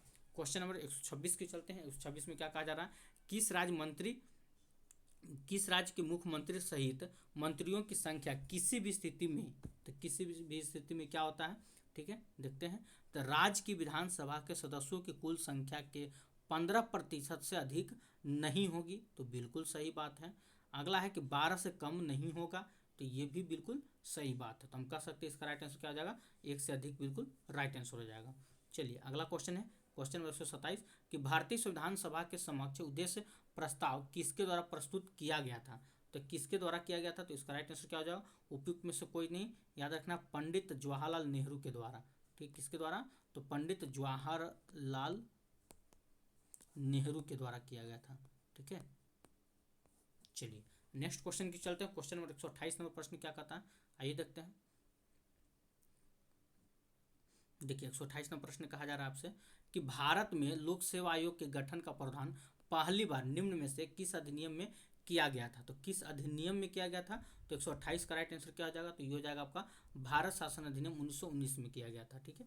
चलिए नेक्स्ट क्वेश्चन की चलते हैं। क्वेश्चन नंबर 129 कहा जा रहा है कि बलात् श्रम को भारतीय संविधान के किस अनुच्छेद से प्रतिषेधित किया गया है, तो किस अनुच्छेद से किया गया, तो 129 का राइट आंसर क्या हो जाएगा, तो अनुच्छेद आपका 23 से किया गया है। चलिए क्वेश्चन नंबर 130 को चलते हैं। त्वरित सुनवाई के अधिकार को व्यक्ति के मौलिक अधिकार के रूप में देखते हुए सर्वोच्च न्यायालय ने इस संविधान के किस अनुच्छेद के अंतर्गत माना गया है, ठीक है। तो किस अनुच्छेद के अंतर्गत, तो 130 का राइट आंसर हो जाएगा अनुच्छेद 21 के तहत। ऑप्शन नंबर ए बिल्कुल राइट आंसर हो जाएगा। अगला प्रश्न है आपका क्वेश्चन नंबर 131 कहता है कि किसने कहा कि राजनीतिक कानून तौर पर यह स्पष्ट करती है कि हमें क्या करना चाहिए और क्या नहीं, तो ये कथन किसका था, तो ये आपका अरस्तु का था। ऑप्शन नंबर आपका बी बिल्कुल राइट आंसर हो जाएगा। अरस्तु की पुस्तक है, तो अरस्तु की पुस्तक का क्या नाम है, 132 का राइट आंसर क्या आ जाए, तो याद रखिए पॉलिटिक्स। ऑप्शन नंबर बी बिल्कुल राइट आंसर हो जाएगा। चलिए क्वेश्चन नंबर 133 को चलते हैं। कहा जा रहा है कि किसने राजनीति की तुलना स्त्री और पुरुष के शारीरिक संबंध से किया, ठीक है। तो इसका राइट आंसर क्या हो जाएगा, तो ये हो जाएगा आपका ऑप्शन नंबर ए, बर्नार्ड क्रिक ने किया था। 134 में प्रश्न है कि अधिकार समाज जीवन की वे दशाएं हैं जिसके बिना मनुष्य अपना पूर्ण विकास नहीं कर पाता है, यह कथन किसका था, तो 134 का राइट आंसर क्या हो जाएगा, तो लॉस्की का था। ऑप्शन नंबर ए बिल्कुल राइट आंसर हो जाएगा। 135 नंबर प्रश्न की चलते हैं। संपत्ति के अधिकार को मौलिक अधिकार की सूची में कब हटाया गया था, ठीक है। तो कब हटाया गया था, तो 1978 में हटाया गया था। ऑप्शन नंबर बी बिल्कुल राइट आंसर हो जाएगा। नेक्स्ट क्वेश्चन की चलते हैं। क्वेश्चन नंबर आपका 136 क्या कहता है, ये आपका यहाँ पे मिलान करना। चलिए इसमें मिलान करते हैं। तो पहला अनुच्छेद 124, तो 124 का संबंध किससे है, तो याद रखिए संघीय न्यायपालिका से है, ठीक है। अगला है अनुच्छेद 5, तो ये क्या हो जाएगा, तो ये आपका हो जाएगा नागरिकता से। अनुच्छेद 352 जो है ये किससे है, तो ये हो जाएगा आपका आकस्मिक प्रावधान से है। और एक बचा अनुच्छेद 245, तो ये हो जाएगा आपका विधायी शक्ति का वितरण से है। तो इस हिसाब से देख लीजिए 1 का 3, 2 का 4, यानी 1 का 3, 2 का 4। ऑप्शन नंबर आपका सी बिल्कुल राइट आंसर हो जाएगा। चलिए क्वेश्चन नंबर 137 को चलते हैं। 137 में प्रश्न क्या है, आइए देखते हैं। देखिए इसमें यहाँ पे कहा जा रहा है आपका कि उच्चतम न्यायालय के न्यायाधीश की सेवानिवृत्ति कितनी होती है? तो ये इन लोग का जो है ये होता है 65 वर्ष तक। ठीक है, अगला प्रश्न है कि संयुक्त राज्य महासभा द्वारा मानव अधिकारों की विश्वव्यापी घोषणा कब स्वीकृत की गई थी? तो विश्वव्यापी घोषणा कब स्वीकृत किया गया था? तो ये हो जाएगा आपका 10 दिसंबर 1948 में किया गया था। ऑप्शन नंबर बी बिल्कुल राइट आंसर हो जाएगा। 139 नंबर क्वेश्चन की चलते हैं कि भारत में प्रथम आम चुनाव कब प्रारंभ और समाप्त हुआ था? ठीक है, तो 139 का राइट आंसर क्या हो जाएगा? आइए, तो यहाँ पे आपका प्रथम आम चुनाव कब आरंभ और समाप्त हुआ था? देखिए 1951-52 में तो शुरू हुआ था, लेकिन समाप्त कब हुआ था ये कहना मुश्किल है।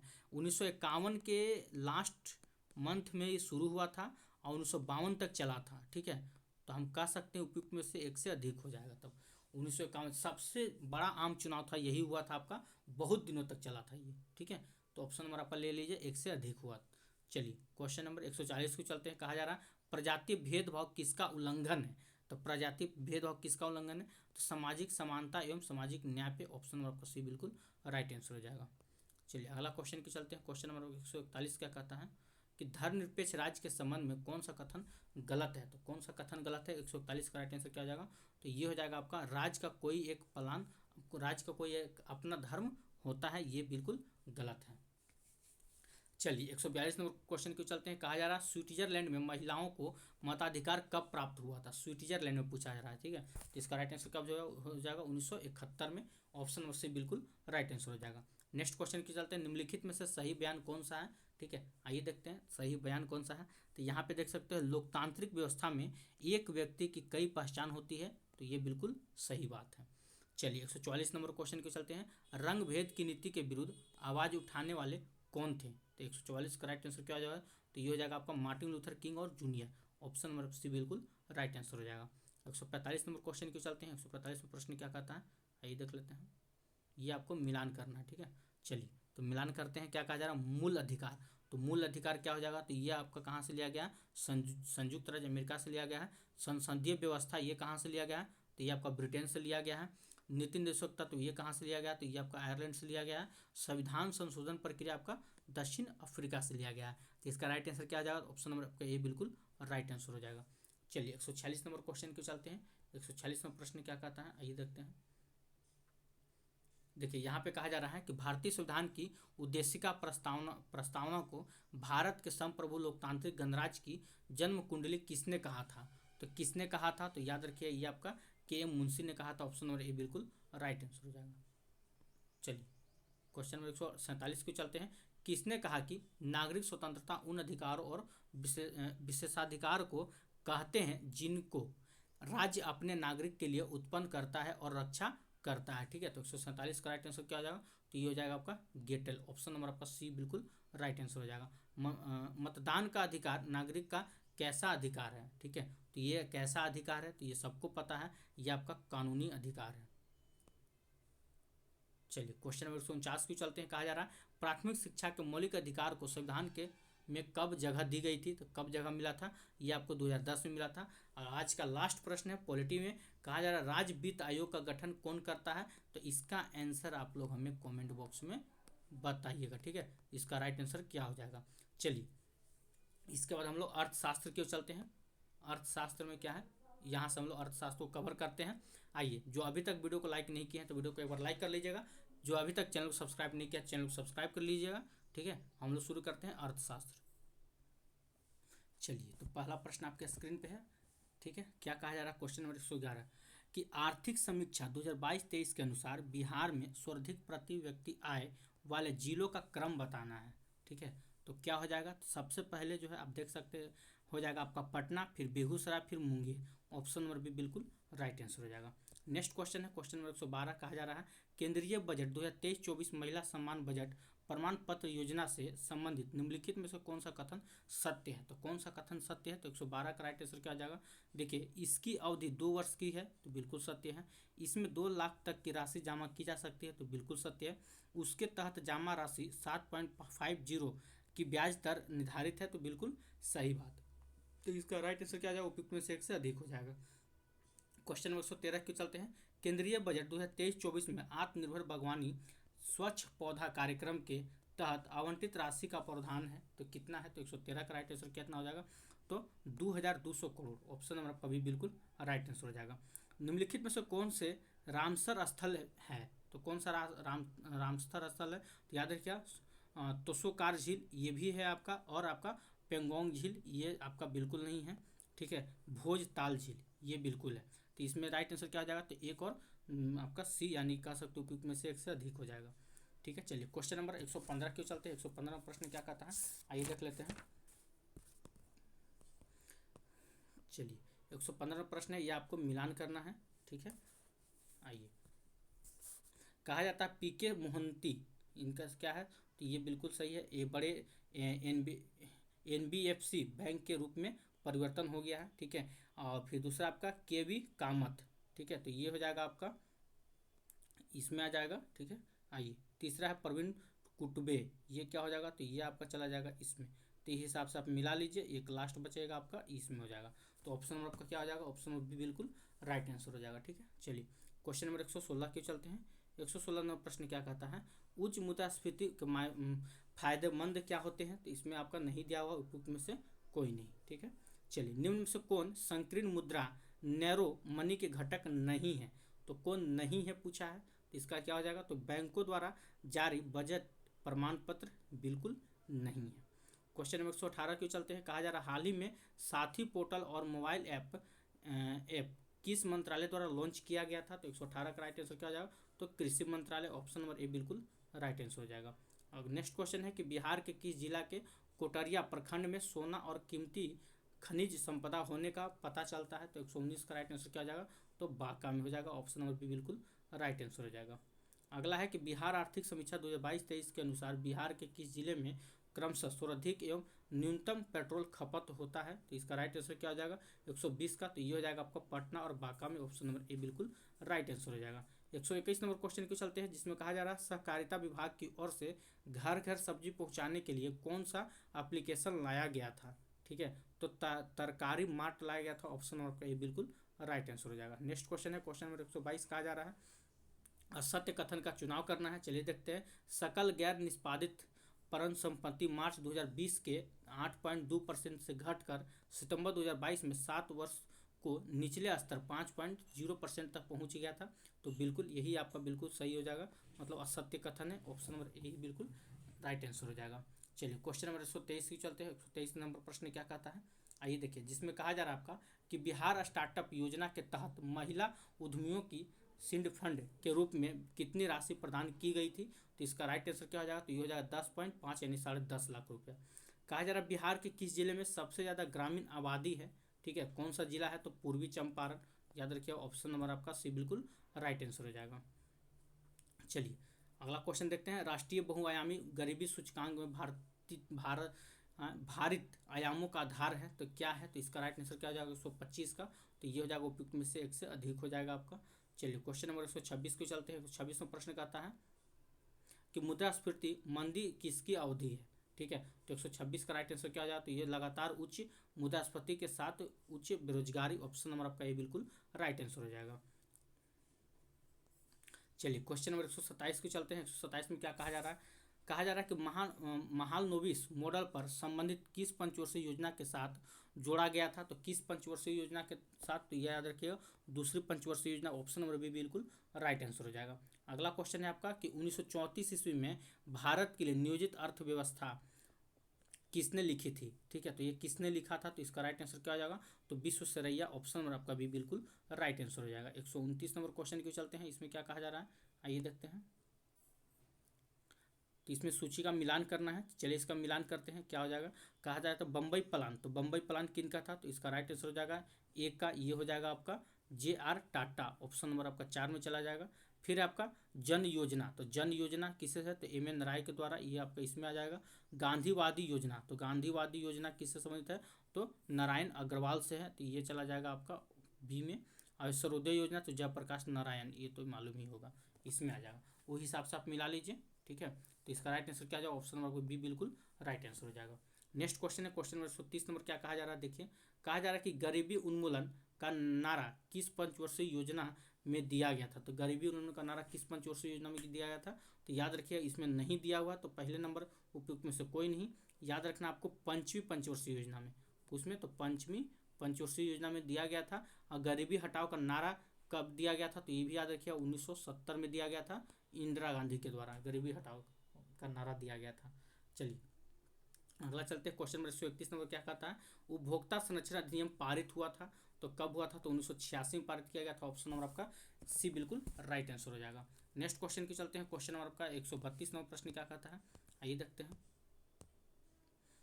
चलिए 132 नंबर प्रश्न है आपका, यहाँ पे देख सकते हैं कि सोने के जेवरों की शुद्धता को सुनिश्चित करने के लिए किस मानक चिन्ह का प्रयोग किया जाता है? तो किस मानक चिन्ह का प्रयोग किया जाता है? तो 132 का राइट आंसर क्या हो जाएगा? तो यह आपका हो जाएगा हॉलमार्क का। ऑप्शन नंबर आपका सी बिल्कुल राइट आंसर हो जाएगा। चलिए अगला आपका वैश्वीकरण की प्रमुख विशेषता है, तो वैश्वीकरण की प्रमुख विशेषता क्या है? तो इसका राइट आंसर हो जाएगा आपका और 133 का, तो 133 का राइट आंसर हो जाएगा आपका ऑप्शन नंबर उपयुक्त में से एक से अधिक हो जाएगा। चलिए क्वेश्चन नंबर 134 को चलते हैं। 134वां प्रश्न क्या कहता है? बहुराष्ट्रीय निगमों द्वारा दूसरे देशों में निवेश का सबसे समान तरीका है, तो क्या हो जाएगा? तो इसका राइट आंसर हो जाएगा आपका स्थानीय कंपनी को खरीद लेना। ऑप्शन नंबर बी बिल्कुल राइट आंसर हो जाएगा। सरकार की नवीन आर्थिक नीति का अंग है, तो सरकार की नवीन आर्थिक नीति का अंग क्या है? तो इसका राइट आंसर हो जाएगा उपयुक्त में से एक से अधिक हो जाएगा। चलिए 136 में क्वेश्चन को मिलान करना है कि कौन सी योजना कब हुई थी, आइए देखते हैं। चलिए पहला पंचवर्षीय योजना ये कब से कब तक चला था? तो पहला प्रथम पंचवर्षीय योजना, सॉरी पूछ रहा है प्रथम पंचवर्षीय योजना, ठीक है। तो ये हो जाएगा आपका 1951 से लेकर 1956 के बीच में। वार्षिक योजना, तो वार्षिक योजना ये हो जाएगा 1966 से लेकर 1969 के बीच में। चतुर्थ पंचवर्षीय योजना, तो ये हो जाएगा आपका 1969 से लेकर 1974 के बीच में। और रोलिंग प्लान ये हो जाएगा आपको 1978 से 1979 के बीच में, ठीक है। तो इस हिसाब से देख लीजिए इसका राइट आंसर क्या आ जाएगा, ऑप्शन नंबर आपका सी बिल्कुल राइट आंसर हो जाएगा। चलिए नेक्स्ट क्वेश्चन की चलते हैं। क्वेश्चन नंबर 137 नंबर क्या कहता है कि किस बैंक का मुख्यालय कोलकाता में स्थित है? कौन सा बैंक है जिसका मुख्यालय कोलकाता में है? तो यूसीओ बैंक का मुख्यालय कहाँ? तो कोलकाता हो जाएगा। चलिए अगला प्रश्न की चलते हैं। क्वेश्चन नंबर 138 क्या कहता है कि वस्तु के मूल्य में सर्वाधिक परिवर्तन होने पर उसकी मांग में परिवर्तन नहीं होता है, तो इसे कौन सी मांग कहा जाता है? तो कौन सी मांग कहते हैं? तो इसे हम बेलोचदार की मांग कहते हैं। ऑप्शन नंबर सी बिल्कुल राइट आंसर हो जाएगा। 139 में प्रश्न कहता है कि तुर्पुर विश्व के अनेक क्षेत्रों निम्नलिखित वस्तुओं में से किसके निर्यात के लिए प्रसिद्ध है? ठीक है, तो किसके निर्यात के लिए है? तो ये हो जाएगा आपका बुने हुए सूती वस्त्र के लिए। ऑप्शन नंबर सी बिल्कुल राइट आंसर हो जाएगा। 140 नंबर क्वेश्चन के चलते 140 में प्रश्न क्या कहता है कि प्रधानमंत्री ग्राम योजना ध्येय है, तो किसका हो जाएगा? तो ये इसका राइट आंसर हो जाएगा आपका ग्रामीण आवश्यकताओं की पूर्ति, जैसे कि प्राथमिक शिक्षा, स्वास्थ्य, संरक्षण, पेयजल, आवास, ग्रामीण सड़कें। ऑप्शन नंबर आपका ए बिल्कुल राइट आंसर हो जाएगा। क्वेश्चन नंबर 141 को चलते हैं। 141 में प्रश्न क्या कहता है, आइए देख लेते हैं। 141 में प्रश्न है आपके स्क्रीन पे, यहाँ पे देख सकते हैं। इसमें कहा जा रहा है कि कौन सा सार्क का सदस्य देश नहीं है? तो कौन नहीं है? तो इंडोनेशिया आपका नहीं है, बिल्कुल राइट आंसर हो जाएगा। भारत में प्रथम औद्योगिक नीति घोषणा की गई थी, तो कब किया गया था? तो ये आपका 1948 में किया गया था। ऑप्शन नंबर सी बिल्कुल राइट आंसर हो जाएगा। विश्व के वन क्षेत्र में भारत का प्रतिशत क्या है? तो भारत का प्रतिशत कितना है? तो याद रखिए 2%। ऑप्शन नंबर बी बिल्कुल राइट आंसर हो जाएगा। बिहार में कृषि श्रमिकों की संख्या में वृद्धि का कारण है, तो वृद्धि का कारण क्या है? इसका राइट आंसर क्या हो जाएगा? तो कृषि का पिछड़ापन, बिल्कुल सही है। सहायक उद्योगों का धंधों का अभाव, तो बिल्कुल सही है। तो कह सकते हैं ए और बी, इसका राइट आंसर हो जाएगा ऑप्शन नंबर सी हो जाएगा। चलिए क्वेश्चन नंबर 145 को चलते हैं। बिहार में कृषि मजदूर को क्या समस्याएं हैं? तो बिहार में कृषि मजदूर को क्या समस्याएं हैं? तो रोजगार का अभाव होता है, बिल्कुल सही है। न्यून आय होता है, तो बिल्कुल सही है। निम्न जीवन स्तर होता है, बिल्कुल सही है। ऑप्शन नंबर डी बिल्कुल राइट आंसर हो जाएगा। बिहार के बहुत छोटे किसानों में ऋणग्रस्तता का प्रतिशत क्या है? तो इनका जो प्रतिशत है वो आपका 70%। ऑप्शन नंबर सी बिल्कुल राइट आंसर हो जाएगा। अगला क्वेश्चन की चलते हैं। क्वेश्चन नंबर 147 के बाजार मूल्य होता है, तो बाजार मूल्य होता है तो अति अल्पकालीन मूल्य होता है। ऑप्शन नंबर ए बिल्कुल राइट आंसर हो जाएगा। रिकॉर्ड के अनुसार पूर्ण प्रतियोगिता में मूल्य का निर्धारण होता है, तो 148 का राइट आंसर क्या हो जाएगा? उत्पादन के व्यय के द्वारा होता है। ऑप्शन नंबर आपका ए बिल्कुल राइट आंसर हो जाएगा। 149 नंबर बोलता है बिहार में कृषि और ग्रामीण विकास के लिए कौन सा बैंक स्थापित किया गया था? तो 149 का राइट आंसर हो जाएगा कृषि यंत्र बैंक। ऑप्शन बी बिल्कुल राइट आंसर हो जाएगा।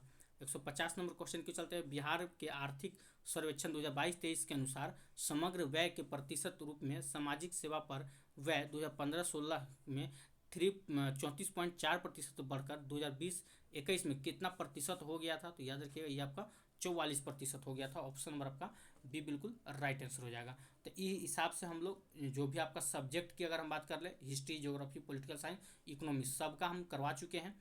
अब हम लोग चलते हैं, आपका जो 40 नंबर जो बच जाता है उसको कवर कर लेते हैं, ठीक है। क्योंकि आप लोग बोलते हैं कि सर उसको नहीं करते हैं, उसको भी साथ साथ लेके चलिए, तो चलिए उसको भी हम लोग इसमें कवर कर लेते हैं। तो शुरू करते हैं आपका इंग्लिश से, बढ़िया रहेगा इंग्लिश से, ठीक है। इसको पहले डिलीट मार देते हैं, साफ हो गया। चलिए, तो पहला आप देख सकते हैं लैंग्वेज पेपर में आ गए हैं। और एक बार फिर से बोलना चाहते हैं, जो अभी तक हमारे वीडियो को लाइक नहीं किए हैं, वीडियो को लाइक कर दीजिएगा। जो अभी तक चैनल को सब्सक्राइब नहीं किए हैं तो चैनल सब्सक्राइब कर लीजिएगा, और बेल आइकन दबाना नहीं भूलिएगा, ठीक है। हाँ, इसका पीडीएफ के बारे में तो आप लोग को जानते हैं, टेलीग्राम पे पीडीएफ रहता है, ये बताने की जरूरत नहीं है, क्योंकि शुरू से लेकर 1 से लेकर 7 सेट तक हम आपको बताते आए हैं। चलिए, तो सबसे पहले इंग्लिश का हम आंसर मिला लेते हैं। तो पहला है आपका एक का राइट आंसर क्या आ जाए, तो ऑप्शन नंबर आपका बी हो जाएगा, ठीक है। दो का अगर देख ले, दो का भी राइट आंसर क्या आ जाए, तो ऑप्शन नंबर आपका बी हो जाएगा। तीन का राइट आंसर क्या आ जाए, तो ऑप्शन नंबर आपका सी हो जाएगा, ठीक है। चलिए, चार की बात कर ले, तो चार का राइट आंसर क्या आ जाए, तो चार का ऑप्शन नंबर आपका उपयुक्त में से एक से अधिक हो जाएगा।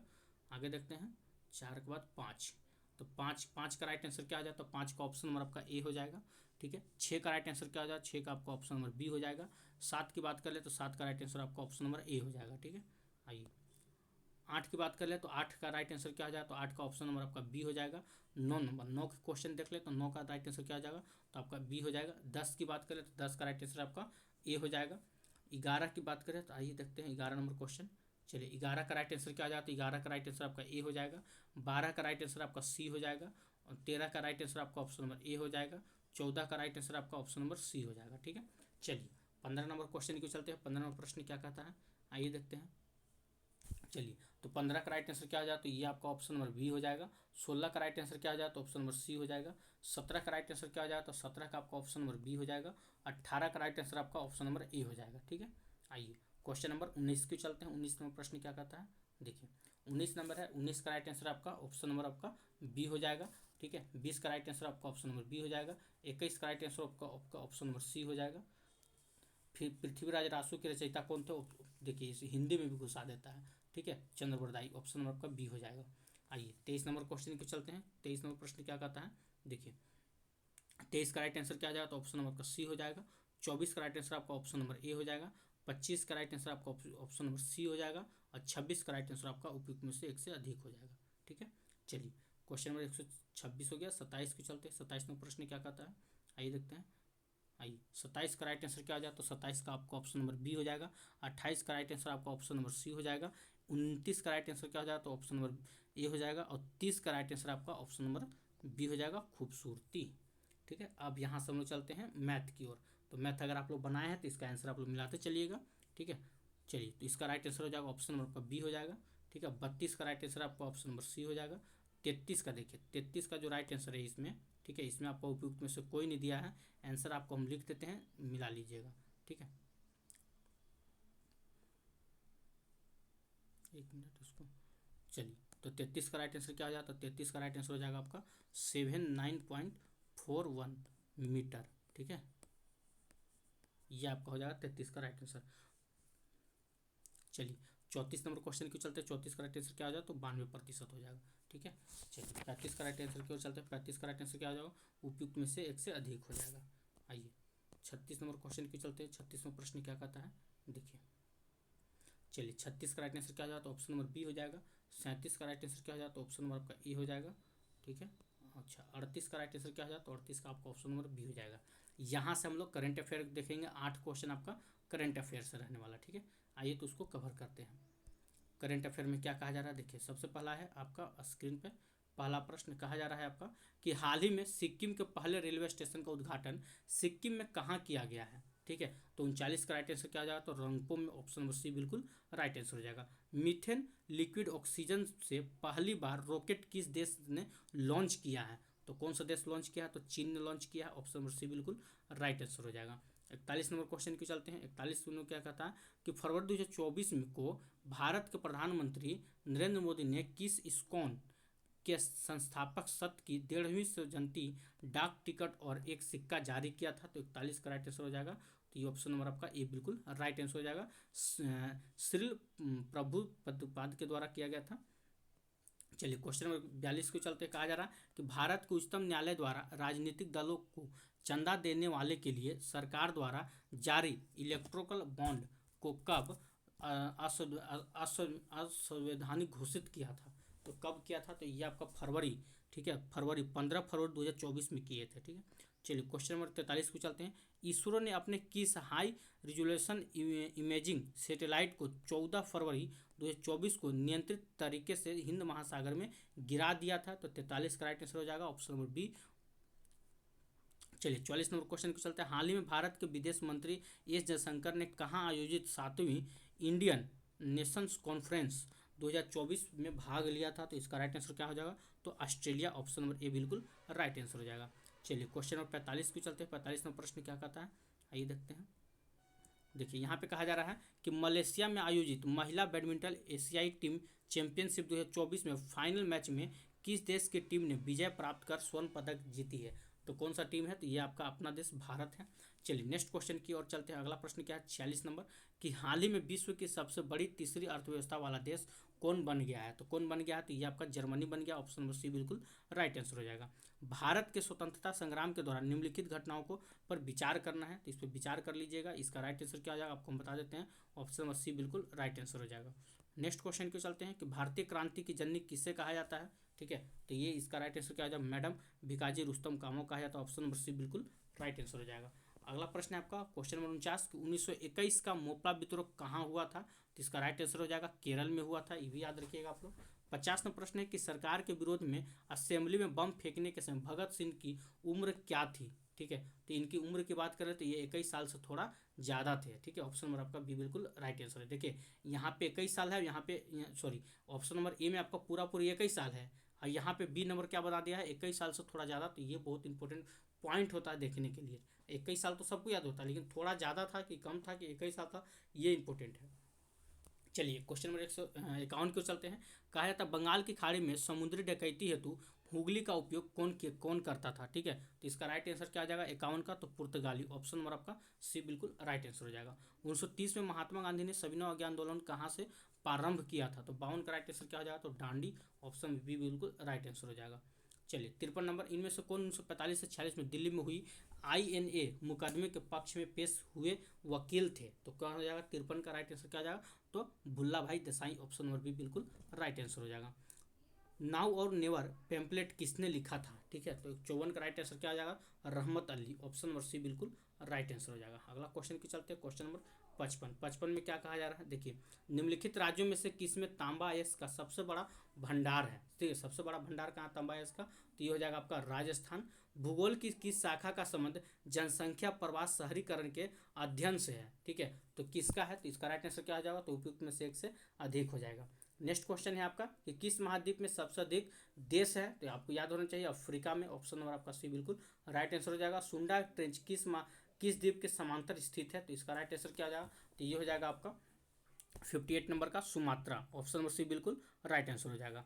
अगला है कि भौगोलिक अपर्दन चक्र की संकल्पना इनमें से किसने प्रस्तुत किया था? तो 59 का राइट आंसर क्या आ जाएगा? तो ये हो जाएगा आपका WM डेविस ने किया था। 60 नंबर प्रश्न है आपका कि किसी जीव को पोषी स्तर पर संदर्भित करता है, तो कौन करता है? तो ये हो जाएगा आपका खाद्य श्रृंखला या फूड वेब में इसकी स्थिति, ऑप्शन नंबर ए बिल्कुल राइट आंसर हो जाएगा। 61 नंबर प्रश्न है कि प्रवाल भित्तियों के विकास के लिए आदर्श गहराई क्या है? तो 61 का राइट आंसर क्या आ जाए? तो ये हो जाएगा आपका 200 फीट से 300 फीट, ऑप्शन नंबर ए बिल्कुल राइट आंसर हो जाएगा। संसाधन का क्या अर्थ होता है? 62 नंबर प्रश्न है, तो इसका राइट आंसर हो जाएगा उपयुक्त में से एक से अधिक। चलिए 63 नंबर क्वेश्चन के चलते देख लीजिए 63 नंबर प्रश्न क्या है, इसका राइट आंसर अगर हम बता दें तो ये हो जाएगा ऑप्शन नंबर आपका ए बिल्कुल राइट आंसर हो जाएगा। 64 नंबर क्वेश्चन कहता है कि निम्नलिखित पदार्थ समुच्चय में कौन सा एक आणविक क्रिस्टलीय ठोस के रूप में विद्यमान रह सकता है? तो कौन रह सकता है? तो इसका राइट आंसर क्या आ जाए? तो ये हो जाएगा ऑप्शन नंबर सी हो जाएगा आयोडीन सल्फर और H2O। 65 नंबर क्वेश्चन के चलते हैं कि पोलियो का वायरस शरीर में प्रवेश करता है, तो इसका राइट आंसर क्या आ जाए? तो दूषित भोजन के माध्यम से, ऑप्शन नंबर आपका बी बिल्कुल राइट आंसर हो जाएगा। चलिए क्वेश्चन नंबर आपका 66 को चलते हैं। कहा जाता है कि जब प्रकाश की किरण अवतल दर्पण के ध्रुव पर तिर्यक रूप से अपवर्तित होती है तो परावर्तित किरण क्या होती है? तो ये हो जाएगा ऑप्शन नंबर बी बिल्कुल राइट आंसर हो जाएगा। चलिए 67 नंबर प्रश्न कहता है कि समूह 14 का इनमें से कौन सा तत्व एक उपधातु है, तो क्या हो जाएगा इसका राइट आंसर, तो ये हो जाएगा आपका option number B. 68 number question की चलते हैं, कौन सा भोजन कार्बन डाइऑक्साइड और नाइट्रोजन मुक्त अवशिष्ट का घुलित रूप में परिवहन करता है, तो 68 का राइट आंसर क्या आ जाता है, तो ये हो जाएगा आपका प्लाज्मा। जिप्सम किस तापमान पर प्लास्टर ऑफ पेरिस में परिवर्तित हो जाता है, तो 69 का राइट आंसर क्या आ जाएगा, तो ये हो जाएगा 373 केल्विन पर। ठीक है। 70 नंबर प्रश्न कहता है कि संरक्षित क्षेत्रों की स्थापना का उद्देश्य क्या होता है। ठीक है, तो 70 का राइट आंसर क्या हो जाएगा, तो ये हो जाएगा आपका ऑप्शन नंबर सी बिल्कुल राइट आंसर हो जाएगा, प्राकृतिक परितंत्र को संरक्षित करना, ऑप्शन नंबर सी बिल्कुल राइट आंसर हो जाएगा। तो इस हिसाब से हम लोग दोस्तों आप देख सकते हैं सेट नंबर, ठीक है, सेट नंबर की बात कर ले तो सेट नंबर 8 आप लोग को देखते ही देखते सेट नंबर 8 हम लोग खत्म कर चुके हैं। सेट, एक मिनट, चलिए, तो सेट नंबर 8 हम लोग खत्म कर चुके हैं। अब जो होगा आने वाले समय में हम लोग सेट नंबर 9 की ओर चलेंगे। ठीक है, सेट नंबर 9 हो जाएगा।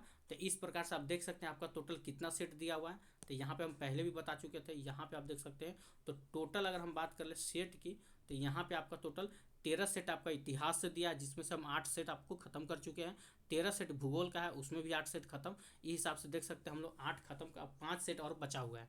ठीक है, तो उसको भी बहुत जल्द हम लोग इसमें ख़त्म कर देंगे। अगर अभी तक आपको हमारा इसका पीडीएफ नहीं प्राप्त हुआ है कि पीडीएफ कैसे मिलेगा, तो पीडीएफ के हमारा इस वीडियो के डिस्क्रिप्शन लिंक में हम उसमें टेलीग्राम ग्रुप का लिंक दे देंगे। तो टेलीग्राम ग्रुप में आप ज्वाइन करके, ठीक है, वहाँ से जाके आप हमारा पीडीएफ प्राप्त कर सकते हैं इस बुक का। और पहले हम पीडीएफ आप लोग को रात में प्रत्येक दिन 8 बजे भेज देते हैं। ठीक है, 8 बजे आप लोग को पीडीएफ भेज दिया जाता है। उसको पहले पीडीएफ को आप बना लीजिए, उसके बाद अगले ही दिन कितना बजे, तो 10 बजे, याद रखिएगा, अगले ही दिन 10 बजे उसका आंसर आप लोग हमारा यूट्यूब चैनल से मिला सकते हैं। ठीक है, तो फिलहाल आज के लिए इतना ही। अगर वीडियो अच्छा लगा तो वीडियो को लाइक कीजिएगा, चैनल सब्सक्राइब कीजिएगा, इससे ज़्यादा शेयर जरूर कीजिएगा। जय हिंद, जय भारत।